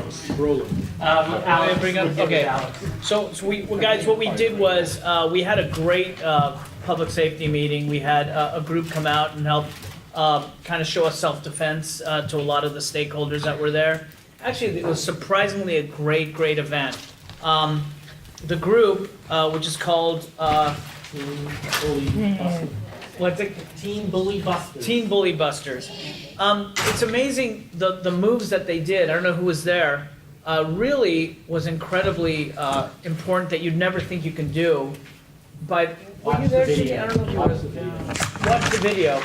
They're actually moves that are like scientific, that would literally disarm someone, and they're very simple. They're literally one sweeping moves.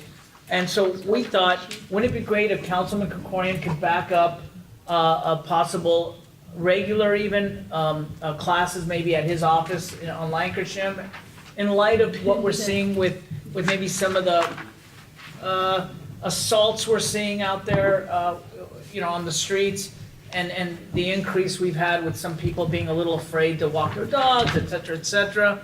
Maybe have Krikorian sponsor a class on every week with maybe a group like this or another group, that people have an outlet to go for free and be taught how to defend themselves and have some tools to make sure that they feel confident that they can walk their streets. They don't have to worry about it.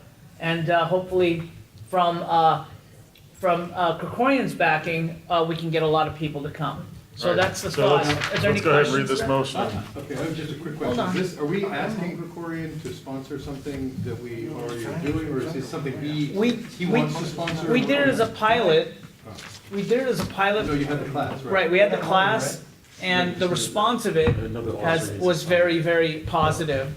And so we thought maybe we could maybe do something like this, but we thought maybe since Paul's also working with the bridge housing and whatever, this could also be something that could complement that and have people come out and kind of come out and learn some defense and market it. yeah, we can market it as such. Was this the follow-up to the risk-breaking seminar that we had, or did we not? Was that the, No, I thought there was no? Yeah. No. what was, All right, so why don't we move on? Do we have any Public comment on questions? this? Yes, we have. yes. Krikorian's, Where's my timer? I got it. Krikorian's former chief of staff, who's now our assembly member, does this very thing already, having seminars and stuff on self-defense. And who's that? I've heard it's improved. Oh, okay. But does he do it regularly? Yes. And locally? Yes, Yeah. And party to his office. Was it moot? yes. Everyone's every 3 months. Every 3 months. I don't know if that's quite frequent I enough. think more, What do you think, I think Brian? more free self-defense classes is At least better it's than good, less. right? Without being asked. Yeah. Yeah, and you We know, also talk about emergency preparedness in this motion. okay, right. Yeah, Right, so that's call the vote. The vote's been called, let's go ahead and vote on this. Yes. Wait, one more. Say as a board, I'm not a bully, so please, I would like that board language deleted from the motion. Me and the FY community. Call the motion. Where's the democracy? Yeah, as soon as my timer tells me he's done. He's done. Okay, he's done. All right, all in favor of this? Yeah. I thought we were voting. Everyone? Cool.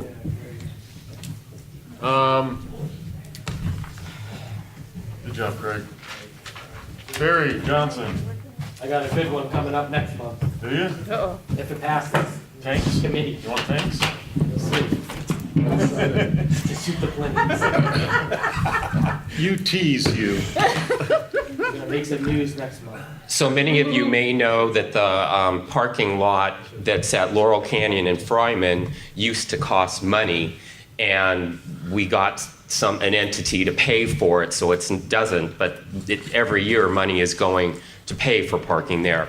So along those lines, I'd like to try the same thing for our parking structure, which the Studio City bid has over the years done it between Thanksgiving and Christmas, but we'd like to see somebody come and pay for people to park there for 2 hours every day, not just during the holidays, for the first 2 hours free. And there are other city parking garages around the city of LA, a few, not many anymore, that have the first 2 hours free. And since this parking structure always seems to be under-parked, it seems like it would be a good way to get more usage out of it, and at least encourage short-term parking.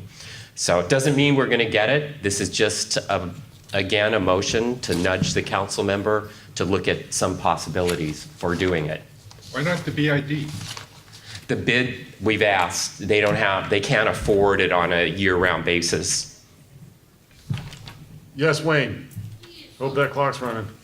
So, over in Beverly Hills, in all of the garages at Rodeo and in fancy streets, they give you 2 free hours of parking.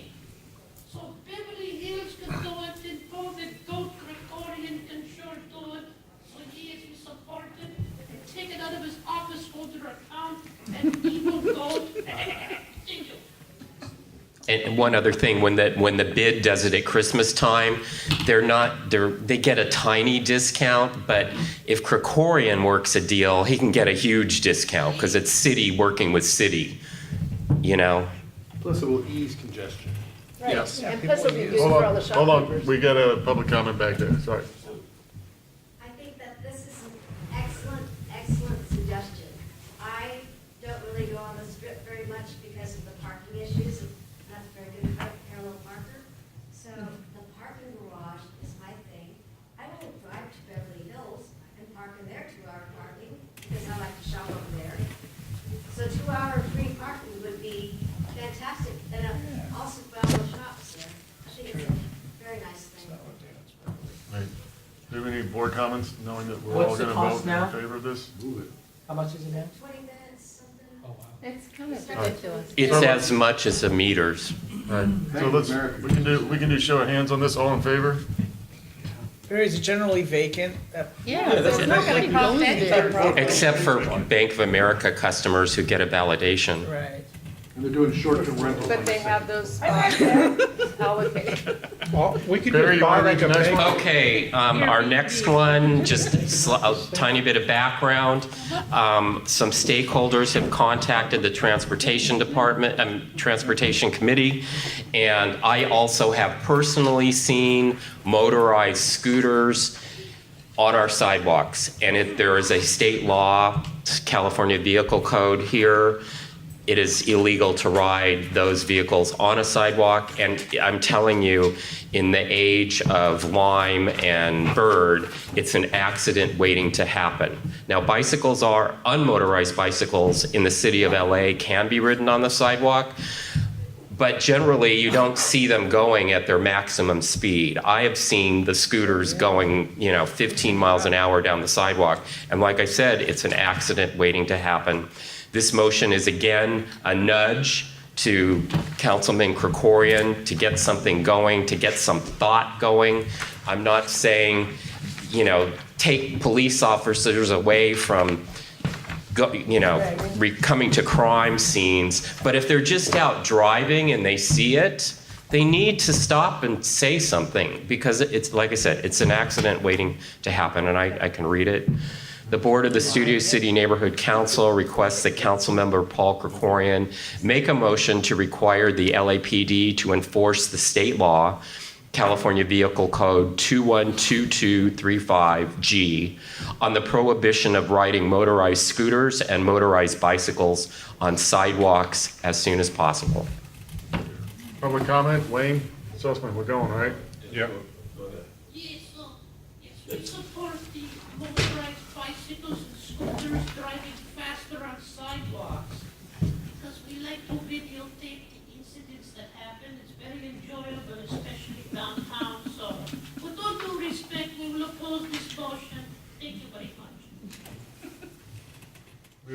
Board comment, yes, Richard.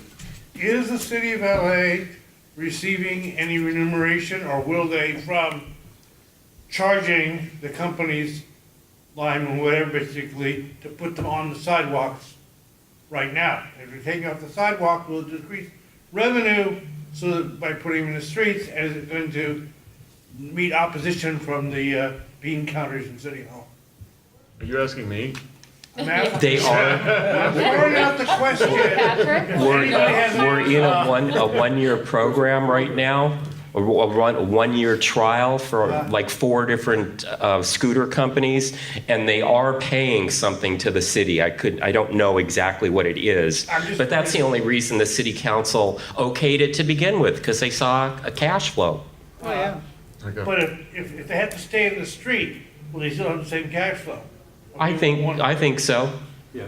Well, no, less people would use them. Eric? There was some talk about also, because people are unhappy with them on the sidewalks in certain places. So It's nasty. they're talking about buying up parking spaces to have that parking that's on the sidewalks be in it, but that's being negotiated during this program. So I support this. Me too.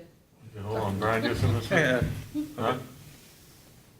I'm good. Oh, okay. Yeah. I thought you were trying to say something. They're a lot of fun, but I went flying off one. They're very, very dangerous. So I banned them It's very personal for you. from my wife's life. Yeah. And, you know. I mean, this is just a nudge to the LAPD, right? Like, there's, I don't there's know. not. There's such a great way Well, to cut down eventually on the end traffic. goal It's to get. They're fun. Yeah, it's another one of these things where Yikes. everyone hates traffic and everyone hates a solution to I it. love them. Yeah. That's good. On the sidewalk. This is not banning them, right? It's just like, we're not suggesting. They can be parked on the sidewalk, just not ridden on You'd it. rather these be on the Well, they- streets? Well, I They, think if they, someone's I mean, that they seems- ride their bicycles It's on the now, or it can't street, be on a on the walkway. sidewalk. It has to be in a What's the roadway, but, difference?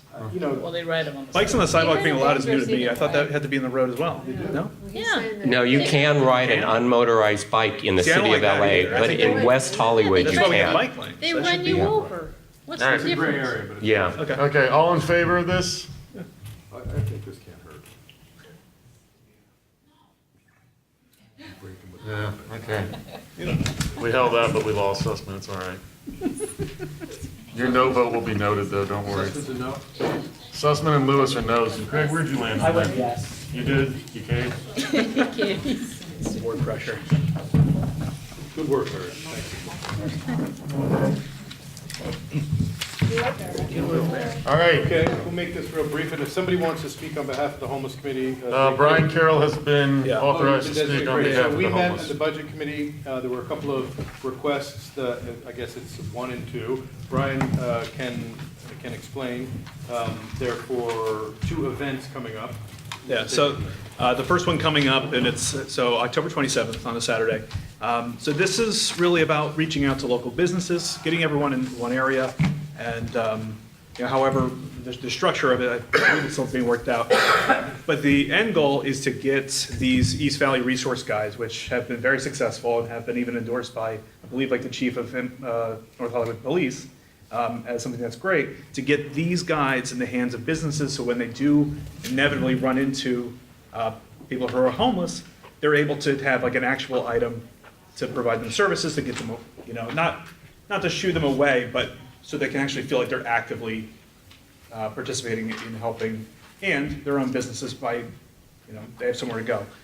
So part of this is for Facebook marketing to get everyone into it. It's also to print the additional East Valley resource guides, which they're very cool. They're like little tiny envelope things.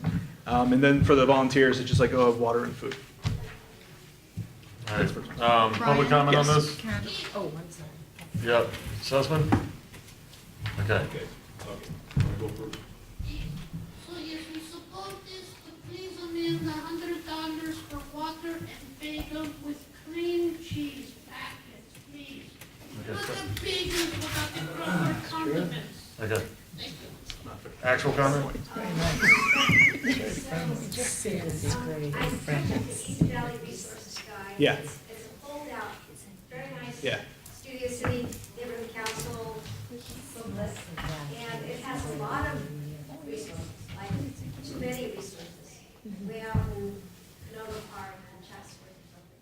Is a homeless person from here really gonna go to, I don't know, Canova Park? It can, I mean, Yeah. but it's also, because it's so expansive, you'll be able to look at where you are personally and find the resources that are around you. So it's not like they have to, have a punch card and punch every single resource on the sheet.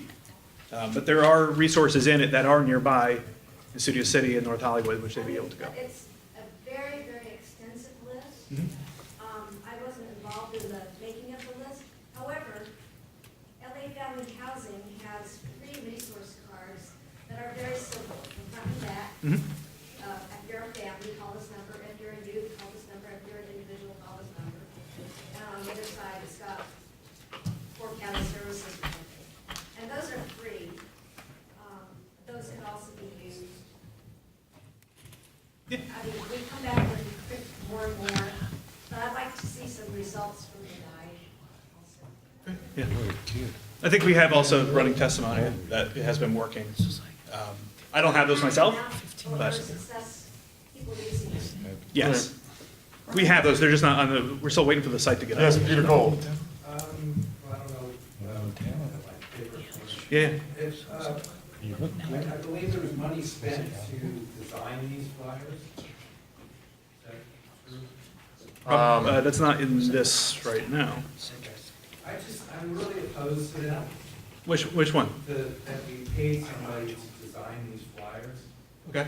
It's just wrong. It's wrong because we're taking money that we could use for the homeless. And Who did we pay? This A homeless person's on person. the Committee homeless person. committee. Who? Mary Kenny. And that got approved by, I got confused by that whole email chain. Yeah. That got approved by the board?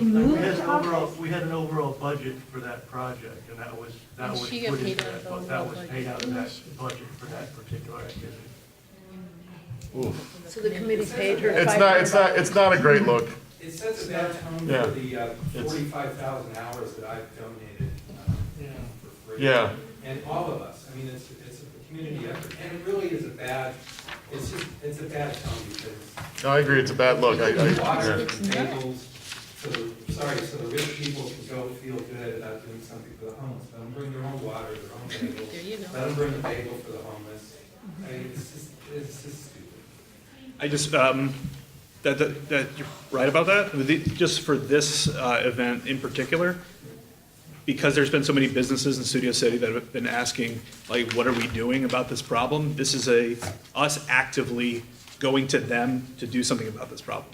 There's 2 sides to this, and the homeowners have been totally ignored, the ones that are having crime issues and meth addicts. And I personally was chased by a homeless person, and he threatened to kill me, and I had to run for my life into the golf course building about 2 weeks ago.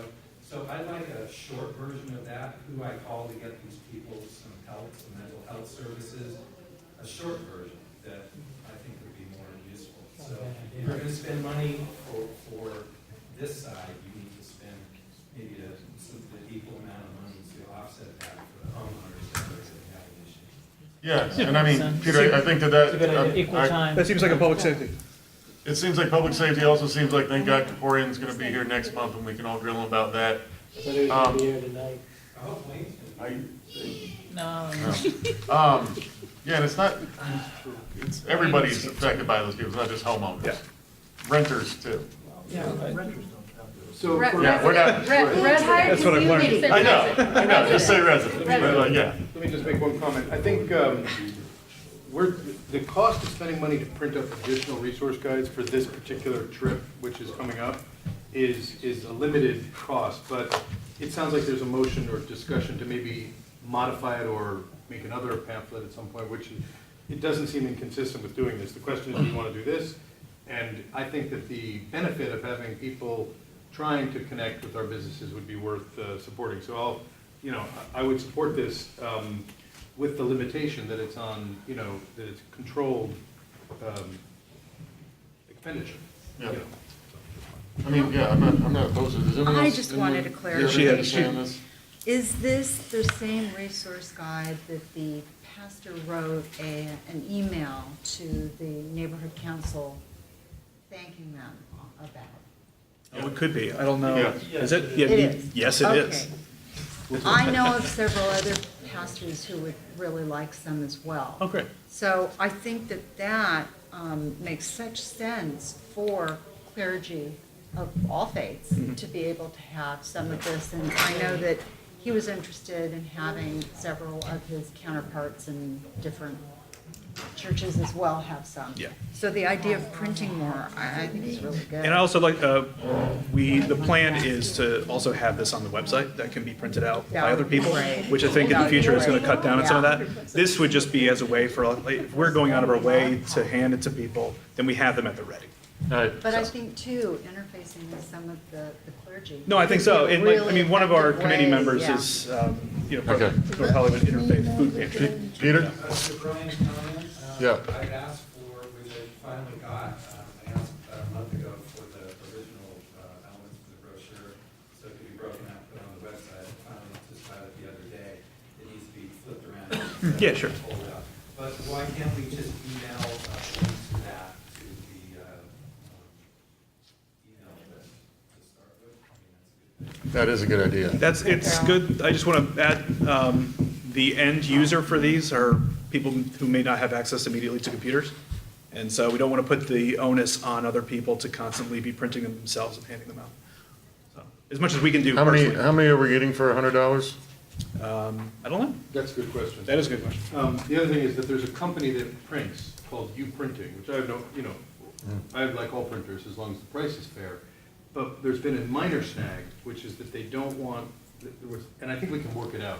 They don't want to take checks from, for example, if the PAB from the local police department wants to buy a couple thousand of these, there's a problem with, which I can't see why, because it Okay. seemed like they would just, Yeah. how much do Okay. you need, and we'll give you the same price. So We're we gonna- can accomplish that, or we should do an RFP, request for proposals, and find a cheaper printer if that one doesn't want to Well, cooperate. and I'll Okay. just say this one last We're point. getting, yeah, and then one we're gonna last vote point. on this because Keith- we're getting way past what we're actually Yeah. talking about, yeah. Keith is actively looking for sponsors for these. This is just, we're doing this printing just because this event's so soon. Okay. We don't have any left after all the printing that's been done? I don't know that. We're down to, Keith brought a few Yeah. to the meeting, and said that was it. I have some of my It's cards. been pretty Okay. successful. We just want All to right, make sure. so that this- since this is money, we're gonna do a roll call vote. Wellbank had a comment. Put- for your- No, I was gonna call the. Yeah, as everyone wants to. Patrice?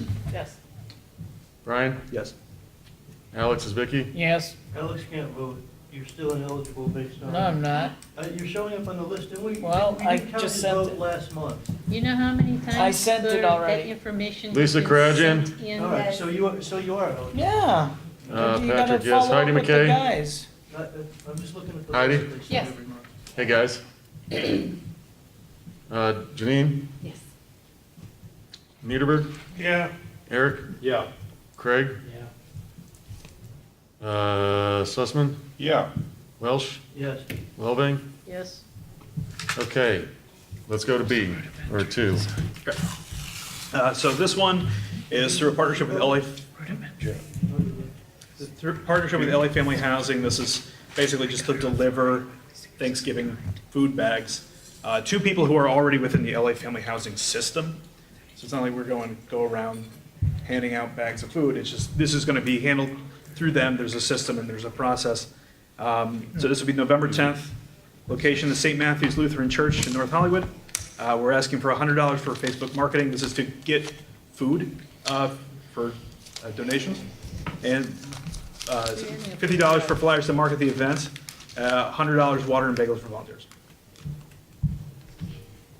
You're having essentially a food drive? I believe so, yeah.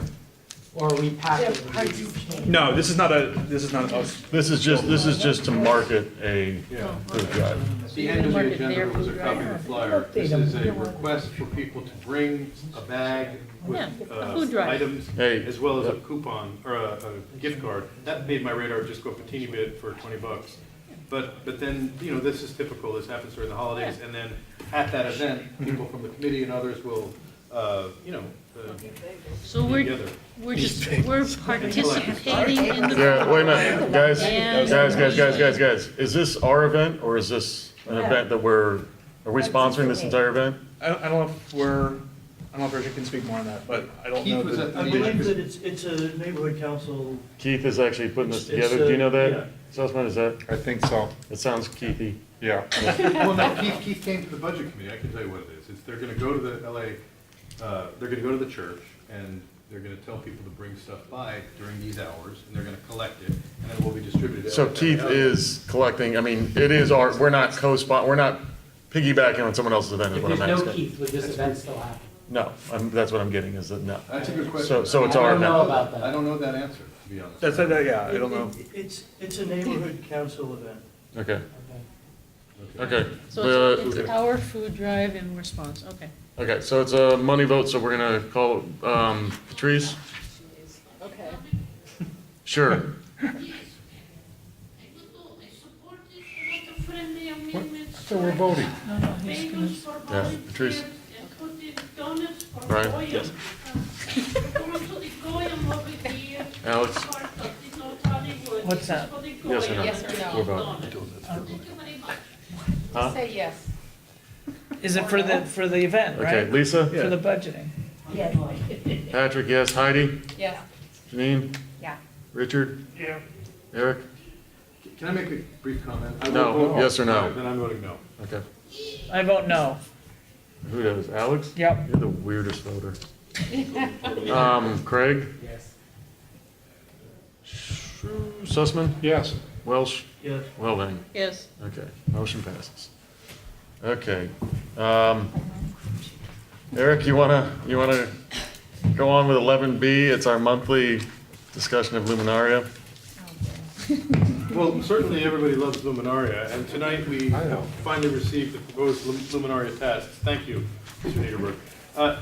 Luminaria is one of the great events. This is a $4,000 confirmation of the previous comprehensive budgetary approval that was submitted timely by Professor Niederberg. My recommendation is to approve it quickly. Thank you. Okay. Why don't we just, Wayne, get going. It's your time. You want to quickly pass? This is what Is anyone on the board? That was pretty good, Wayne. This is up to 4,000 for the record, right? Yeah. Mr. Niederberg, do you have anything to say about this before we vote on it? You're the, It works. We've done it before. We do it again. It's a lot of work, and remember, But we're gonna be it's much more organized this year, Yes. right? Yeah, we're A gonna be lot there. remember, it's a better. neighborhood council event, not a cultural affairs event. Everybody's expected to work on it. Hope it doesn't affect your vote, but I'd say is, we accept your time, not just your vote. Are we doing that thing that's easier this year? we're doing the thing Yeah, that's key easier. lights. yeah. Except, she's improving it, she's getting tea lights. So it'll be less work, Flip the battery, toss it. Richard and I got Let's go. pulled over on the and way less back. cables, last year. and less, That was crazy. No. less electricity, lots No less. cables everywhere. Yes. Yeah.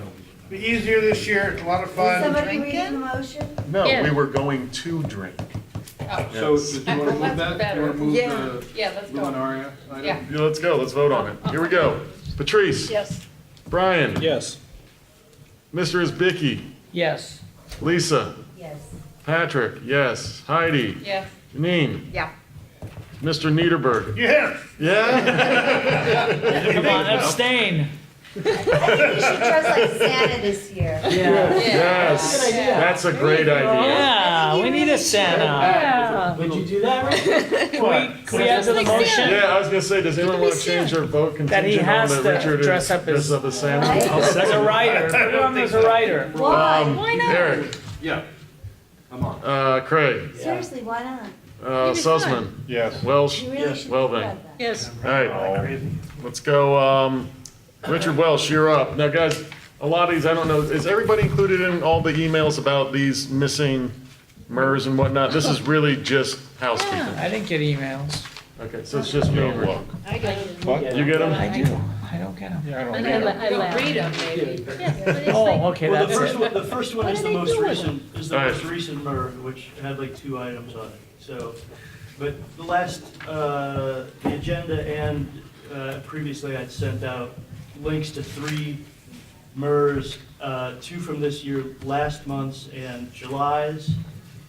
And yes, September of 2017, where we didn't have a sign back for the MER. So that's, those are the three MER items that we're talking about.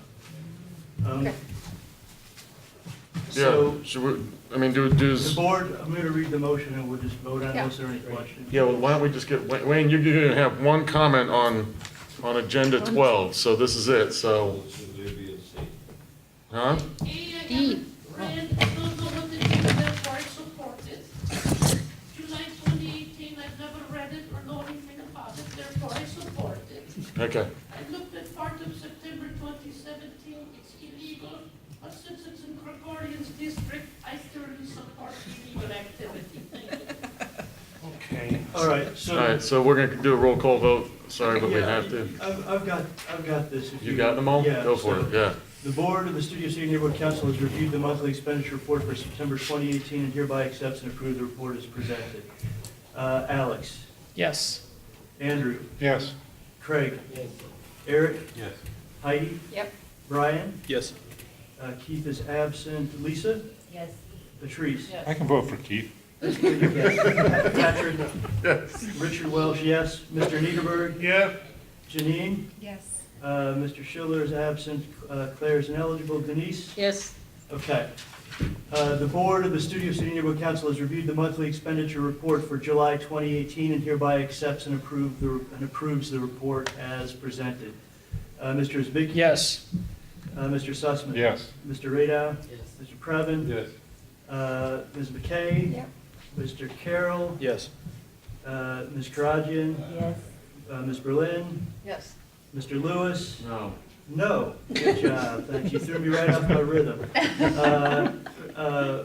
Richard Welsh, yes. Certainly did. Mr. Niederberg? Yeah. Janine? Yes. Schiller's absent. Denise? Yes. All right. The Board, 12C, the Board of the Studio City Neighborhood Council has reviewed the monthly expenditure report for September 2017 and hereby accepts and approves the report as presented. Alex? Yes. Andrew? Yes. Craig? Yes. Eric? Yeah. Heidi? Yes. Brian? Yes. Lisa? Yes. Patrice? Yes. Patrick? Yes, I like that one. All right. Richard Welsh, yes. Mr. Niederberg? Yeah. Janine? You know, I don't Oh, think you- I've seen this one. That's true. So you want to abstain or vote no, whatever Abstain. But you feels weren't even a comfortable. member. Yeah. Yeah, I know, and it's, they just want the current I'm board to voting vote on yes. it. Taking a stand. Don't ostracize. So did you abstain? Is that- Yeah. Abstain makes Yeah, why sense. not? Yeah, what's it to you? And Denise? Yes. Okay. All right, you want to keep rolling through these? Yeah, Keep let's, moving. Okay. yeah. All right, so more housekeeping, right? We're still trying to get Mr. Radow paid for his barbecue for the Seriously? cops, right? We put it, What do you- this is probably the It's- fourth time. They don't like him or what? No, they, How many times we voting on this? It's you need crossing- two things. Yeah, it's I's and T's, it's just. Okay. What is it? So we'll You just, need two things Yeah. for this. You need approval for the event or the expenditure, and you need approval for the reimbursement. Any board member reimbursement requires a separate own vote, right? That's the check on to make sure that, you know, we're not lining our pockets with. $475, we're gonna All go right. for $475. Let's go for it. So this motion does those two things. The last motion was only to reimburse you. We had previously, anyway, it's the city. The Board of the Studio City Neighborhood Council approves expenditure of $475.72 toward food for the May 26, 2017 North Hollywood LAPD Appreciation Barbecue and approves reimbursement of board member Craig Radow for this expense. Alex? You weren't having. Now, water wait a and minute. Wait. Did they like the Apparently you food? weren't having water and bagels. Yeah, much more fancy. Yes. It was good. Alex votes emphatically yes. yes. Mr. Sussman? Yes. Lovingly. Craig, how do you come down? Thoroughly. on this? I vote yes. Mr. I love Previn? barbecue. Yes. Abstain. Okay, Heidi? yep. Brian? A question. Because this is a real thing, am I Yeah. able to vote on this? Yeah. Yeah. Yeah? Then yes. Yeah, why not? I don't know, 'cause I wasn't here. You pass your little ethics? Yeah, it happened. Well, that's why I'm asking, because it's actually a real item. But they want it passed by the current board, so I think you're. I'll say yes. You're good. Keith is absent still. Lisa? Yes. Patrice? Yes. Mr. Lewis? Yeah. Yeah. What was Richard served? Welsh? You know it was Mr. still Niederberg? Yeah. Yeah, hesitantly. Janine, another Yeah. extension? No, Vote yes. Yes? Just out of curiosity, did the police department send a thank you note? They did a public, next door post. They did a Is that Facebook everybody? post. I'd like to see this. Craig got a quick pass. No, that was the end of that one, right? Yeah, And I got a $470 gift. Attach it to the item. All right, come on. The board of the Studio City Neighborhood Council approves expenditure of $300 towards social media advertising for the June 2017 Totally Awesome Summer Festival and the July 2017 Movies in the Park. That's the expenditure, right? And approves reimbursement of board member Keith Schwallenberg for these expenses in the amounts of $250 for Facebook advertising campaign 1, which was both events, and $50 for Facebook advertising campaign 2, which was both events. This is another housekeeping item to get a board member reimbursed from last year. Alex? But, Yes. I do have a comment, I'm sorry, I have to say this, about Okay. Facebook marketing, because I'm learning about it, and I'm on the budget committee, and whereas this, obviously, no problem to reimburse Keith for me, but what happens when we do Facebook marketing, and we only sometimes Facebook market, we don't Facebook market everything, so can anybody share like the receipts at some point, or are those already been published Keith, somewhere? you know, Keith is the one to talk to, and But does anybody publish a receipt? I have receipts. There are receipts There are for receipts. Facebook? We can't pay them without receipts. Oh, okay, so Right, there's so, a printout of how so much is this spent. document that we approve will go to the clerk with that receipt attached. That Okay. is a payment by Keith. Cool. But- So but in a aren't they- perfect world, I'd like to see the receipts, like when we vote, because then we would know what we're voting. Now, I'm not questioning this. Let's just vote on We have a this. lot of these things, there's If you $200 find the perfect of world, Facebook Mr. marketing. Previn, No, no, not a please perfect draw world. me a map of where it is. Well, okay, well, Alex? I'll just dig deeper, because Yes. I don't understand. Okay. Andrew? Yes. Craig? Yes. Eric? Yes. Okay. Heidi? can't do it. Brian? Yes. Lisa? Yes. Patrice? Yes. Mr. Lewis? yes. Mr. Welsh, yes. Mr. Niederberg? Yeah. Janine? Yes. And Denise? Yes. Okay. 12F, the board of the Studio City Neighborhood Council approves, and I have receipts for this as well, the reimbursement of board member Keith Schwallenberg in the amount of $173.08 for outreach expenditures per the July 18th, 2018 approved budget for homeless-related outreach, $73.08 for printing 200 flyers, and $100 for Facebook advertising. And that is, they're backup for both of those. And this is, just by way of example, this is just for the reimbursement because the event itself had its own separate approval. Questions, Mr. Previn? I see the gears turning over there.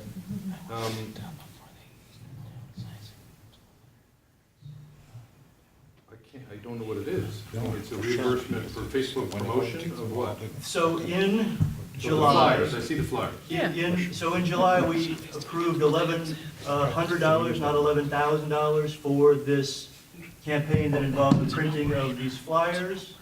And this was for the assembly of the hygiene kits, right? So there were flyers to invite people to the church on Moore Park to come and assemble these. Got it, okay, that event. Assemble these kits, which had been funded out of last year's budget. Okay. That's the event that this is a reimbursement toward. Got it. So those 200 flyers were those I made a comment, they were kind of thick and attractive, but I was questioning how thick they were. Those Yeah, are we're gonna print them Yeah, thinner. that came up at the committee meeting, too. Next time, Yeah.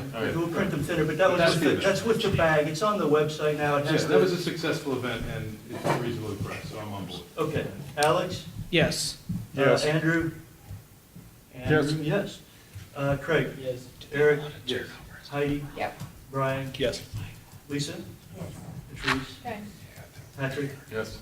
Richard Welsh, yes. Richard Niederberg? Yeah. Janine? Yes. And Denise? Yes. All right. Item 12G, this one I expect to be very contentious and I don't think will probably pass. The Board of the Studio City Neighborhood Council approves reimbursement for Board Member Richard Welsh in the amount of $220.53 for outreach expenditures per the July 18, 2018 approved budget for homeless-related outreach. That was the same program. This is for the printing of 1,000 East Valley Resources for Homelessness flyers. So there was a question about how many flyers we might print for $100. We might print, 500 flyers, right, approximately half that amount. But this is, I paid with a credit card to Uprint for this, and this is the reimbursement to me for that previously approved event. Alex? Can I ask a question? No, okay. Weren't there other amounts from Uprint as well on the MER or whatever you? Yeah. Weren't there several charges from Uprint? The- Plus yours? One of the charges was for the previous amount. I think that they did the flyers, the thick flyers, which had the, whatever is on the It was for the website event. right now. There's the high. It was the hand kit bag? build, that's right. Yeah. There It was to some promote the physical- event itself, and these are some more physical call to flyers. action items. I'll change that, yes. And this is for the unfoldable flyer, I mean, yes. right, for the resource guide. So this is the Mary Malley, Oh. the 500 winter Thanks, for Alex. design. Yeah, and amortized this is the to print printing. it, yeah. So, okay, so this is the only charge for printing those so far? Yes. For those unfoldable flyers, yeah, for the resource guide. But there are two charges in the MER for $225 that went out the door already, $450 for you printing, right. So this is in addition to that, or those were paid by? There should not be anything there should be one in the MER, which was for the printing of the small cardstock promotional flyers for the kit build event, that had the bag. I thought that was the $73. That's what we just, It went back to Keith. That went back What's to- the- I thought that was the- $73.08 for printing those 200 flyers. That was a Uprint expense also, I believe. But it's going to Keith on this. That hasn't, but that would not be in the MER. No, the 73 is not in the MER, we just approved that. Right. But what's in the MER that I looked at was two charges for approximately $220. One was $224, one was $225. And this is the third one for $220.53. That may be okay, maybe it's a $600 charge, but I'm just getting confused. And I don't know if it's just me, this is clear because it's 1,000 copies, the and this same is the thing. fold-out thing. So, you're talking about the most recent MER? I think I'm talking about the MER, no, the one that had the $3,100 in hygiene kits, which is from the last period. That was in July, June. that was a June? July approved. I don't know, you sent me into it because I said, what are the homeless expenditures? Okay. We congratulated ourselves that it's only Okay. 1,100. Okay. And then I said, wait, but what about the kits? And I had to go Oh, in. okay. No, I'm just explaining. No, what no, I did. understand where you And are. so then when I went in there, Right. there were a bunch of you printing things, and what's this? And That's previous fiscal year, that's June, Right. okay? In that MER, there were only things that were from Amazon, Right. ordered from Amazon were for the hygiene kit. I totaled those up, by the way, as an aside, for about $3,117.28. that's what I come up with. plus And I or minus. think that's everything that the homeless committee spent last year. And then the only project from this year is the 1,100 for that we have budgeted, we're $200 under. In that MER, there were printing expenses that were related to the, Totally awesome? yes, yes. Yeah, but We didn't do any printing related to the hygiene kit in fiscal year did 2017. we use you printing for the same? I would have to double check that, but there was no printing in that. The only thing in that related to the homeless was the Amazon order. You just have to see the receipts. What's Yeah, that? I guess that's what it was. Okay, question Does to that call. answer your? Yeah, I mean, Yeah. the go-ahead on this would be, it's great if people can articulate as best they can what the price is for what we're getting, and then it's clear and labeled, then we don't have these issues. That's my opinion. Yeah. Rich, Yes, let's go. Let's go. thank you. Alex? Yes. Andrew? Yes. Craig? Yes. Eric? Yes. Heidi? Yep. Brian? Yep. Lisa? Yes. Patrice? Yes. Patrick? Yep. Richard Welsh, yes. Richard Niederberg? Yeah. Janine? Yes. Denise? Yes. All right. And finally,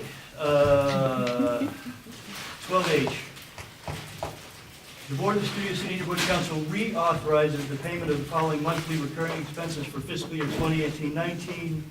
Website maintenance by web quarter not to exceed $200 per month, and telephone services by CBS Studios not to exceed $25 per month. This just brings current the fact that we can get paid by the city to these two vendors. So they want a current year board authorization. May I recognize him? Yeah. I Would the recognize. website, Yeah. website maintenance by Web Corner or another vendor approved by the board? I mean, when we. Because I think we're like, didn't we just, are we in the middle of a transition? That's one of the possibly? reasons Yeah. why we haven't addressed this until now, but we're going, if we're entering into a contract with somebody, the city's gonna look at that contract anyway, and I don't know where that stands. Right. So when it comes time to make that switch, we're gonna have paperwork to back it up. Right now, it's the web corner, so I kept it simple and explicit. It's kind of related to your previous comment, What do you mean? which was to label things and to have them. Yeah, no, that's why I'm clear. proposing, or another vendor that the board approves, if we do that in the next couple months. Right, but Because I don't want to kiss ourselves into 12 years of those. No. I mean, 12 months. I don't think we will. I think when it comes time to approve another vendor, we'll take a similar action and we'll have that approved, right? In other words, or another vendor approved by the board, well, yeah, we'll have to approve it. Right. So when But it we makes it approve it. explicit that we're not agreeing to a year with these guys. So be it. I mean, look, I've been trying to get rid of Web Corner for approximately 4 years, and that was before I was on the board. You know, I just don't think they do a very good job. And I'm happy to agree to give them another month or 2 months, whatever. All right, we're going to talk, Peter. I didn't hear the whole thing, I was deeply engaged in Facebook. I heard web corner, so I woke up. Just so everyone knows that websites have been done for over a month. So I don't know what you want me to do with it, I need to put it somewhere. So we already voted money in to get a hosting contract. That's not my world, so that's up to you guys, you decide. Okay. Ryan. Is the website maintenance just hosting? No, website maintenance is separate. There was that's like a quarterly thing, and I don't think it's a contract. It's just kind of, What does it do? What's the stuff? updates the website, maybe back it up, just make sure it's not contaminated and whatnot. And, if you have any questions or Put your John Hancock. it's something, if you can take. Well, that's the thing. I just want to make sure everyone knows I don't want to sit there and be a web monkey for the rest of my life, but I have offered my server that I rent monthly already to host the website if that cuts costs on the website. I think that's a great idea in the short term, and I suggested it, and I also have space that I. Yeah, I don't think we're allowed to. But I think Yeah. this needs to be settled, needs to Okay, be city. that's fine. And Yeah. I think we need to keep it clean. Look, for this, Who are the Trying to save taxpayers. Hold on. Who are the tech guys? I know you're the tech guy. Yeah. Peter's the tech guy. Who else is good at this? Anyone? I wouldn't bet you it. Yeah, they suck at being tip. Yeah, I know. Yeah. You'll learn. That's great. Yeah, Peter's like, so I was browsing your LinkedIn. I mean, Craig's pretty good too. No. I'm doing Instagram. Well, I mean, because I can't even begin to explain to you how dumb I am about this stuff. So, what needs to be done? I sent out training videos to people that showed some interest, and nobody replied to me. Hopefully everybody got it, who wanted it and reviewed it. If there's some questions, ask questions. We need training videos on other parts of the website, ask for it, we'll get them done. Personally, I think this is an accident waiting to happen because there's so few technically proficient people on the board that want to deal with this. It could be a big learning curve. You'll get a lot of bang for your buck if you learn it, but currently whoever needs to get on the website postings knows how to do it. So I don't know, people have to step up to the plate. I got it to this point. The board has to take it over. But it needs to go live somewhere. We're gonna have some sort of long-term, more than a month-to-month relationship with a web hosting company, whatever hand-holding is being done presently by the web corner, the board needs to know, okay, this hand-holding is now done by this company, or this hand-holding doesn't occur anymore, Well, why don't we- whatever. We're past due Why don't we on vote some on of our this one? bills Yeah. with web corner, Yes. so I just want to keep paying bills. Yeah, may I Okay. suggest that we revisit the, who's going, where we're going to, this is going to reside, who's going to be monitoring it and updating it, doing all All right, that. well, right now, we're voting on 12H. 12H. All right, so Alex. Yes. Yes. Okay, Mr. Radau. Eric? No. No. You threw me off my rhythm. Manufactured homes don't even. Heidi? No. Brian? No. Prefab. Okay, Lisa? No. No. Okay, Patrice? No. Okay, Patrick? Yes. Richard Welch, yes. Richard Niederberg? Yeah. Janine? Can I just clarify, is this for past, are these past due And bills? that's now. We have some that will not be paid until we have a current board authorization, this document for past due, and until we make whatever switch, so. How much do we owe? Yeah, then I vote yes. We owe them for July, August, and September. That should say that. Yeah, then we have to pay them. And we've got phone She bills. said yes. Yes, okay. You get it. You can do that. Denise, Yes. okay. Well, then to pay for the past, which is already passed. Well, we're paying for the past and whatever comes, whatever Until we comes make a this decision month. of what to do with it, we have to pay. Right, that's All right, So exactly. if so the that rules passes. is go with 1, it. 2, 3, 4, 5, 6, 7, 8, 9. So yes, that passes. All right. Comments from board members? I have a Most of question. the phone calls Wait, about Richard, $3 a Richard, month or less. Richard. Oh, I thought you were leaving.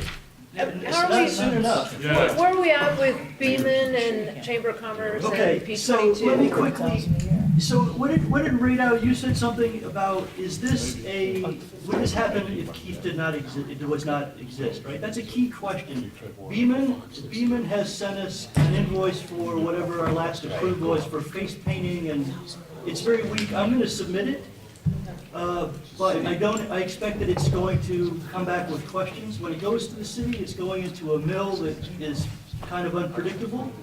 I doubt that it'll be paid in advance of that event, but all of these events are going to happen anyway, right? So I know people want to get paid. I think we worked out paying Patty by credit card today.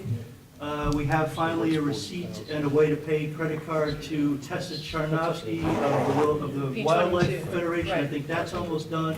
But people have to be patient and they have to be a little bit flexible, people and or organizations. And I know we want to pay these commitments as soon as possible.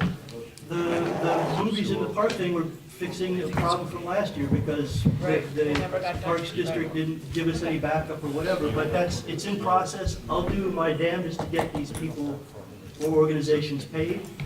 It's a little difficult to say exactly when the timing is this is gonna happen at this time, or, because you feed the stuff to the city and they ask their questions, and sometimes that should go back. So I guess what I'm asking, if there is something that you need, if you want to let us know, we'll go after them, like we did for Beaman to get Well, you a remind better them invoice on that it and whatever. And the same for the San Fernando Valley Chamber of Commerce, they had not. Yeah, given us but just let me know, because I Alright. don't know where it's at. All I know is I that it will, gets but you denied. will also get, and everybody is getting these notifications from the clerk, that Right, like this has today. been filed, right, that you're gonna be reimbursed, this has been approved, this has been denied, right? Look at those things, because those do. have, well, I'm not looking at you, but I'm talking Okay, to the board, right? cool. We good? We're gonna move on, board comments? We'll get around. Eric? Short comment? Appreciate all those payment activities, Richard, and, those are addressed though to you, so now, for example, what about the school? I mean, I pitched it over, you replied, dealt with it yeah, at the school? we're gonna have, we should have a separate conversation about what we're doing, but I want to tell you, Eric, Sure. and anybody else who doesn't get an immediate response from me in email, Right. I don't know what's going on in your life Right. outside of this room. You don't know what's going on in my life outside of this room. You can choose to take it personally, like I'm disregarding the importance of Hold on, your this words is and feelings. Eric's time for a, I just want to say that it's not personal. Thank you. That's all. Appreciate that. All right. And I didn't for the record suggest that, but I would just simply say that when I was volunteering, when I reach out and go, you got this? A simple yes or no, I can't right now, would you take care of it? Would do the trick, because then I would go and handle it. We're not gonna I'm do this. battle We're with you totally not gonna, personally, we're not, But I do absolutely think not. that the professionalism would be there, and I respectfully may have some issues, so I'll back off. But just be aware that it's helpful. Okay, no, not even close. Richard, not even close. Heidi, No, but there's a lot of those things. do you have anything to say? Okay, Janine, anything? Patrice? No. Ryan? Good. So I interpret, how I explained what I was interpreting was happening. I didn't interpret that as requiring any action from me. That's why I didn't respond. Fair enough. Okay. But now. No. Well, is it being taken care No, of? Sussman. Andrew Sussman, say no. Just say no. Hey, what about you? No. Can I ask about the schedule for November and December? Yeah, oh yeah, by the way, everybody, real quick, Alex Isbicki, Richard Niederberg, pay attention. No December. Alex. Yes, good. Alex. December. Yeah. Alex, I'll give you $20 if you listen. January. If you speak, The third Wednesday of November is the day before Thanksgiving. Do you guys all want to change it to the second Wednesday in November? That's land use. It's, I think, the 14th. I can't do Yeah, that. land use. Just make it the 14th. It's a Wednesday. Make it Just- Land use. No, why can't? Can't you do it like? We can do it land use. I got a What's wrong with the suggestion. Wednesday? What? Because I think that's good. No. Because if we do it Tuesday Don't before do one Thanksgiving, for people will be November, out of December. town and Put it at doing the their very end stuff. of November. So the Wednesday before. I am trying. Hey, is good. Mr. President. My humble opinion. I got, land use, Land use is on the second Wednesday. one Do you meeting have any? for Do 2 months. you know if you have anything prepared And yet? not until planning comes up with A something. long one. no, a short one. How about they skip the Okay. Wednesday? One meeting for all. Okay, guys, and also in the November meeting, Kokorian will be here, so we'll probably have some people here. So, I hate to say this, Denise, I sort of talked to Jessica about the 14th, because the whole thing is, she said, well, give us some ideas, and I said, no, I'll change it to whatever day he can do it, so that you can't say that I can't do that day. That's good. So he came up with she said the 14th.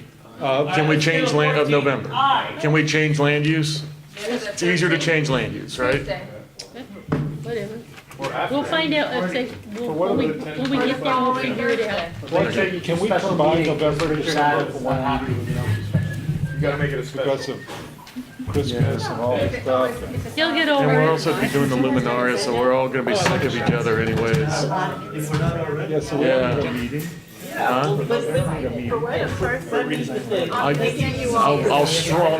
it. Concept. Unless, if something crazy comes up, we'll have one. I think we should just do potluck. I'm not opposed to that. I'm also not opposed to, I think that the idea, Yeah. I thought it was really good from now on, if you're, if your committee doesn't have motions, you're not gonna be on the agenda. We'll have it by then. We'll have it. Yeah, meeting's adjourned. Third.